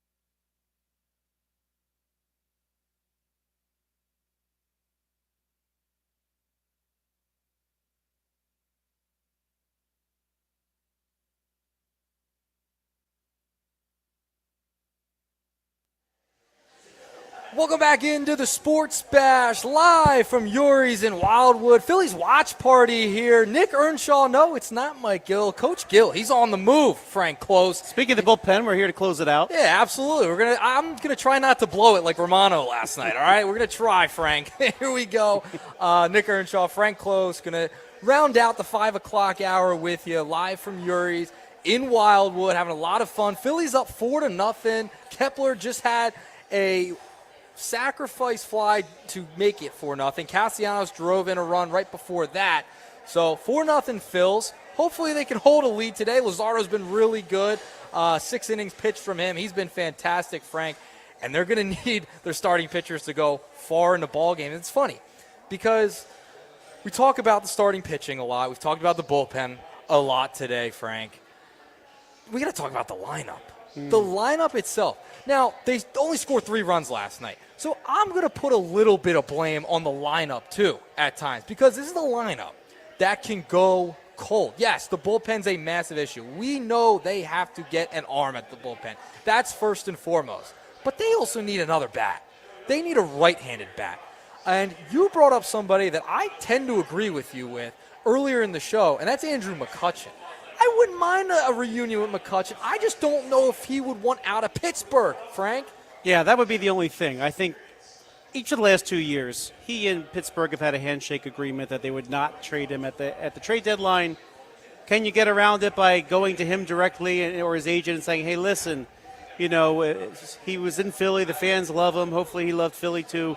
You know, maybe we could bring him back and help win a World Series this year, you know, especially if they're making other moves. You might be able to talk him into approving that. That's just my theory, that McCutchen might be willing to come to Philly if he thinks that there's a real shot at a World Series this year. I don't hate it. I really don't. He never got to play in the postseason with Philadelphia when he was here. He dealt with some injuries as well. I mean, he's got that famous baseball card with him with the sunglasses on. One of the best baseball cards of all time. It's fantastic. We were talking about memorabilia yesterday. That's a piece of memorabilia that you need. But they need to go out and get a bat, too. It's just, do they have the ammo in their top 30, in their farm system, to go get all these players? Yeah, we want a couple of arms. Yeah, we want a right-handed bat. We're screaming for it. Dave, make a move. But they don't have a deep farm system. It's deeper than it's been in the past. But how are you going to get all these players that you want and fill the voids without giving up top guys like Painter and Miller? And really, it's been a long time since the Phillies had prospects like they have now. When Dave Dombrowski took over, he basically had to make a team out of free agents, and he didn't have the prospect capital to either trade or to promote. I mean, if you look around the diamond, how many of them are your actual homegrown players? Not many. Bohm, Stott. Bohm and Stott were first-round draft picks of yours. Yeah, Kemp was but again, he's like your utility player, right? So, I mean, most of their key pieces, I mean, just drafting. They drafted Nola, they drafted Bowman and Stott. Like who are the other big players that were their own draft picks? They're just not there. This is a team that was built through free agency. They've given out the big contracts, probably too big at times, a.k.a. Trey Turner, even though he should be an all-star, and I will stick with that. I don't care what Mike says. He should be an all-star, okay, Frank? But I think with the Phillies, this is the time you go for it because you have so many players like a Schwarber, like a Ranger Suarez, like a JT Realmuto, where they could be at the end of the line here. And now you're kind of saying, all right, are we even a World Series contender next year? This team was built to win a World Series. They have not done that. They've gone backwards every year in the postseason. You got one more shot with this complete core, especially with them hitting their 30s too. You got to take a shot and swing for the fences at the deadline. And if you have to overpay, you overpay. The only reason you wouldn't do that is that you're worried about what happens afterwards. But if you win the World Series, nobody's going to care, right? I mean, the Phillies are playing the Giants. They won in 2010, 2012, 2014. Every other year. That was the joke. In between, they didn't really necessarily feel the sense of urgency to go over the top. You know, I thought they kind of coasted after those championships there, let some players leave, and took a while to rebuild it. But I love the line. MLB broadcaster Casey Stern, you might be familiar with him. He was on that ESPN Dream Job show. I think he was the winner. Did some broadcasting, a bunch of places. But his famous line is, prospects are cool, parades are cooler. time for the cooler parade than the prospects. Yeah, and we were just going down with Mike before he headed out. We were going down the prospects from 2022. There's a bunch of guys you would have moved from that point. I mean, it was a different time in 2022. Like, Stott was the top guy, but you also hadn't made the playoffs since 2011.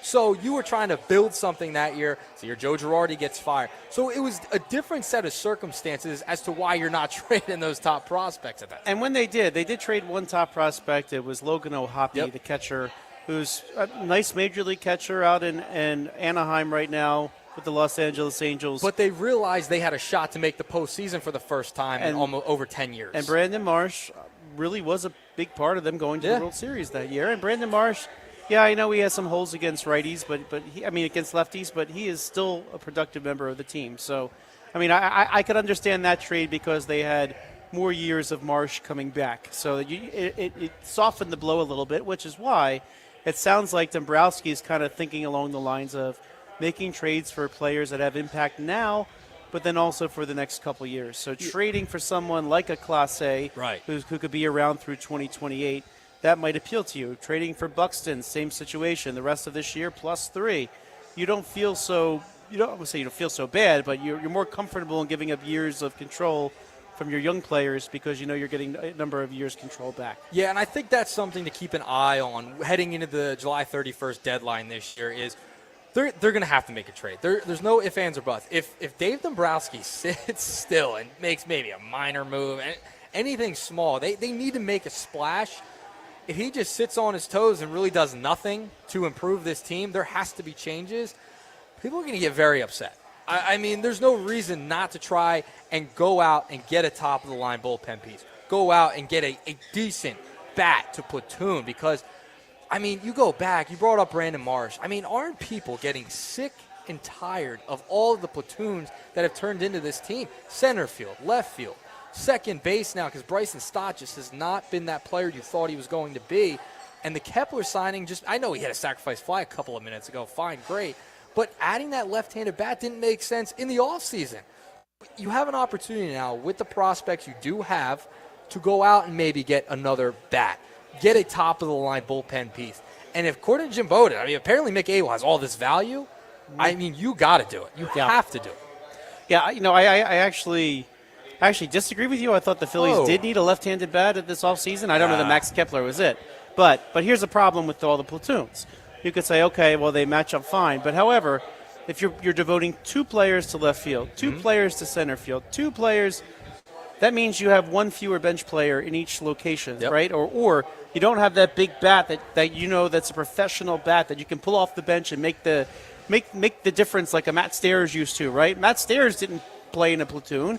He just sat on the bench until they needed that big hit. They said, all right, Matt, you're up. And that home run will go down in history. They need a guy like that off the bench, and you could hope that's Otto Kemp to get a big base hit. Not a home run, but a base hit. I would rather see somebody who's a veteran and tried and true, like the Stairs acquisition meant for them back in 2008. So I want to see a nice veteran, experienced bat that knows what they're doing. But if you're platooning every position, your bench is that much smaller because, and as we were talking about earlier, center field, if you're playing lefty-righty with Marsh, they bring in their tough lefty. You're not going to put Rojas up to hit, right? So, you need somebody that's going to make a better difference there in that spot than Johan Rojas. You mentioned you don't mind having another left-handed bat. You didn't mind the signing of a lefty, but Kepler, was he really the guy? He hasn't had a power since 2019, essentially. One guy that, when we talked about this team earlier, it just depends what they want to do, is Boston. Jared Duran. If you could get Duran and Chapman, those would be 2 guys that can help you this year right away. Now, you'd have to pay a pretty penny to get them. Miller or Painter's going to have to be in that deal, in my estimation, if you're getting a Jared Duran. But that's a guy who could play left field, play every day, and then you have Aroldis Chapman that could replace Alvarado at the back end of the bullpen. That is the most ideal scenario, in my opinion, for the Phillies. It would take a big package, but it would be worth it because you want to go for it this year. Yeah, you feel better with Duran. He was the All-Star Game MVP last year, right? Yep. So not having the year that he's accustomed to. But, one of the things that the Red Sox have is surplus outfielders. That's why they would actually maybe consider making such a trade. Now, it's not for sure, one, that the Red Sox are going to sell. They very well could think they're in it. I mean, they're one game out, I believe. Yeah, and they're one of those teams where they have a good week. The next thing you know, like they're playing the Rays right now, so for this weekend. So if the Rays, they take 3 out of 4, the Rays, well, then all of a sudden they're feeling pretty good. They're Right. Now, then again, next week they could lose 3 in a row and then feel the opposite. I mean, they're that much teetering right now between playoff contender and non-contender. So I don't know that they, especially in Boston, I don't know that they can sell to their fans that they're giving up on a season when they're this close. Well, I think fans aren't too happy with management up there anyway. But I think for the Phillies, I mean, this is a year where guys are starting to get in their 30s now. Your top guys, your Trey Turners of the world, the Bryce Harpers of the world, JT Realmuto isn't the same catcher he once was at one point. Nick Castellanos only has one more year left on his deal after this year. This core is starting to deteriorate. This is like really the last ride. So if you can go out and convince Boston, hey, you guys really aren't going to make any noise in the postseason, you shouldn't trust who you have. You should get some value while it's still there. Maybe you go out and you get a Duran or at least a Chapman. We know Chapman won't cost that much because he's a rental. I think there's a lot there. I know he's a lefty. I prefer a right-handed bat, but he'd be better than what Kepler's giving you. And now you lessen the platoons in only center and right field at this point. And even if you bring up Justin Crawford in August and September, maybe he can give you something in center field. Marsh has been fine lately, but you have all these different scenarios, and it's all dependent on Dave Dombrowski does at the deadline. And he has to make a move. This team is not good enough. They're just not.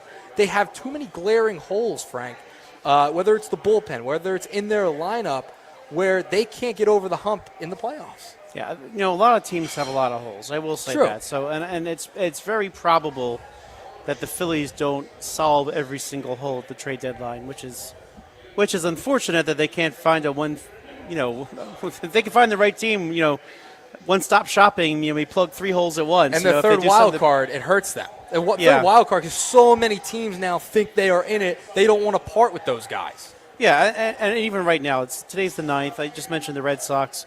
They've won 5 in a row. They have a game against the Rockies tonight. So, they have to make a decision. Yeah, their front office has to make a decision on what they want to do.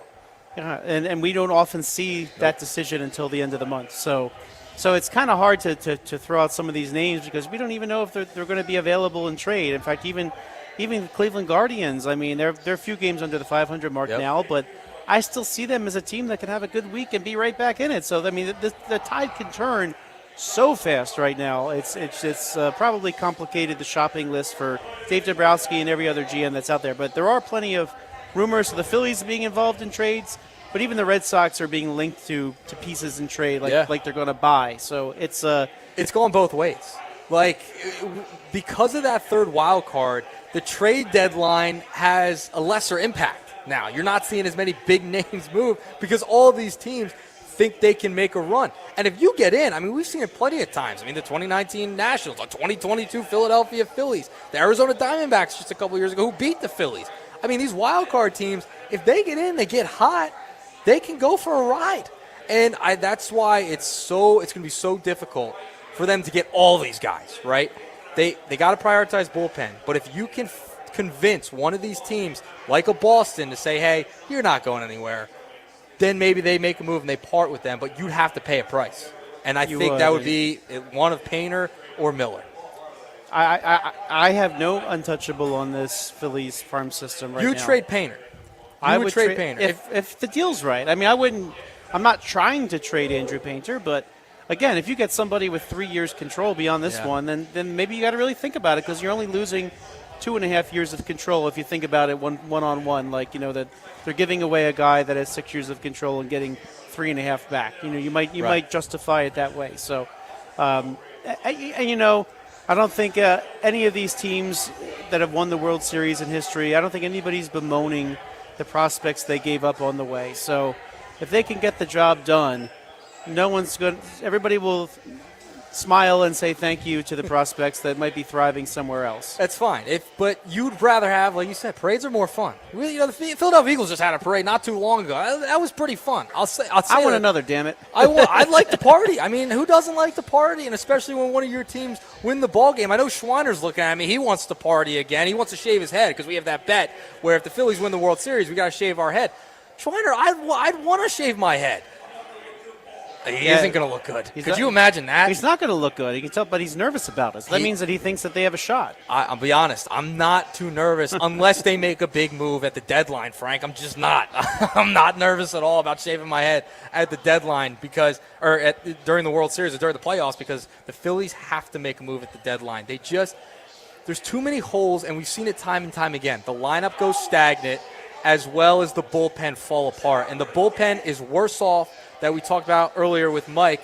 It's worse off this year than it was last year. And you know what, Nick? That to me, again, thinking back to 2022, it was just Dominguez, Alvarado, tag teaming. When Eflin came back. But the two of them, though, they were the ones that led the way. So if you can pick up two bullpen pieces that could be those two guys, and your starters are going 7 in the playoffs, game over, right? Phillies could cruise right to the World Series again. Yeah. Well, we'll see. Phillies looks like someone just got a big hit. Bryce Harper. Bryce Harper's having a day. Second extra base hit today. So maybe is his swing back? Is he back? Is the wrist isn't bothering him? All right. Oh, I think it's going to bother him forever. But he's getting some hits now, making some real contact. Mike Gill just headed out. Nick Earnshaw, Frank Close, live from Yuri's in Wildwood. We'll take a quick step off here in Wildwood. We'll be right back to wrap up the show. You're listening to the Sports Bash on 97.3 ESPN.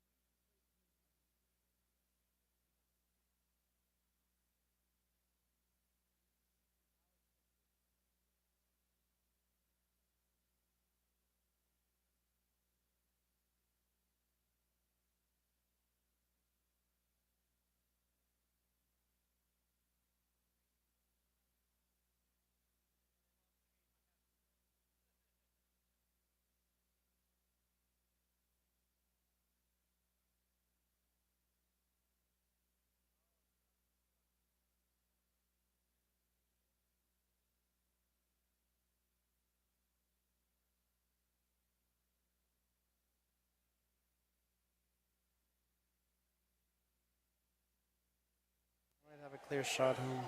Welcome back to Yuri's in Wildwood. Nick Earnshaw alongside Frank Close, filling in the last 35 minutes as Coach Mike Gill had to get going on the way. So we're rounding out the hour here live from Wildwood at Yuri's Phillies watch party. By the way, Alec Bohm, base hit, drove in Bryce Harper. 5-0. Good guys right now, Frank. Bryce Harper, 3 extra base hits, 2 doubles, and a home run. Is his bat back? That makes all the difference. See, you said the B word. I wasn't going to say the B word. Is he back? I don't know about that. But, hey, Mike Gill's out of here, but he did leave me with a little nugget here at the end of the day, and it is the play of the day, brought to you by Bet365. Whatever the sport, whatever the moment, it's never ordinary at Bet365. Today's play of the day from Mike Gill is he is going to take the Royals over the Pirates tonight. I know Jeff in Ocean City, he's waiting for another play of the day winner.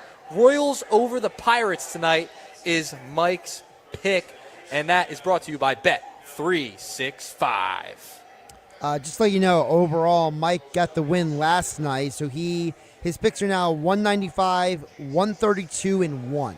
I mean, that's ridiculous. I got to start I might play this one tonight. I have to play this one tonight, Frank. I mean, I like the Royals. Royals over the Pirates, I like it. The Phillies possibly have been linked to a couple of Pirates bullpen arms. I don't know. Maybe we'll see if that happens. By the way, Phillies just scored again. It is now 6-0. Who's that, Frank? 2 straight hits with runners in scoring position. JT Realmuto with that last one. Wow. JT's having a day, too? JT, yeah. Look at that, Coming JT. up big in the clutch. And they've had a lot of trouble. I mean, they're way under 500 out in San Francisco over the past how many years? But see, the question I have for you guys is... Yeah, Josh. You scored 6 runs today. You're going to score 6 runs the rest of the week? Yeah, is it going to be one of those weeks? Yeah, remember, they scored 13 against the Braves that Friday night, remember? And they scored, 2 runs the rest of the weekend? And this is what we've talked about. This team is so inconsistent at the dish.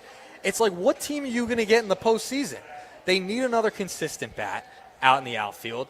And it's just the weirdest phenomenon I've ever seen. It's like every single one of their players go cold at the same time. The entire lineup just can't hit all of a sudden, and then they put up 20 runs the next day, Frank. That's what they do. And then if you look at their run differential, then it looks like they're doing fantastic. But you wonder how they end up with with the record they have with that starting pitching and that run differential. Doesn't seem to make sense. Listen, they have great starting pitching. They have horses that go deep into games. Like the Phillies are one of the top teams, if not the top team, if I'm not mistaken, that have pitchers go deep into ball games. Their pitchers go farther than anybody else. Well, they also have to, don't they? They really have to this year, especially this season with the bullpen. But that's the problem. They have pitchers that go deep into ball games, some of them most in the MLB, and then they have a bullpen that can't stop anything. Very, very true. But today the bats are working in tandem, and so the Phillies are scoring some runs, and it's just a matter of which team shows up come playoffs. Thank goodness. Frank, that was fun.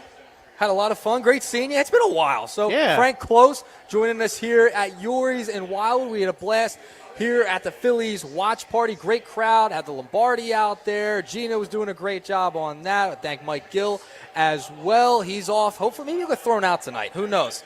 Yes. So that would be fantastic. We got to see that video. You got to find that live stream. Oh, yeah. That clip tomorrow will be awesome. We want to thank everyone at Yuri's for their help. The flats were fantastic. The food was awesome. Phillies are up 7-0 now as we head out. I am Nick Earnshaw. Thank you, everyone, for tuning in to the Sports Bash right here on 97.3 ESPN. We will see you once again tomorrow. See you, everyone.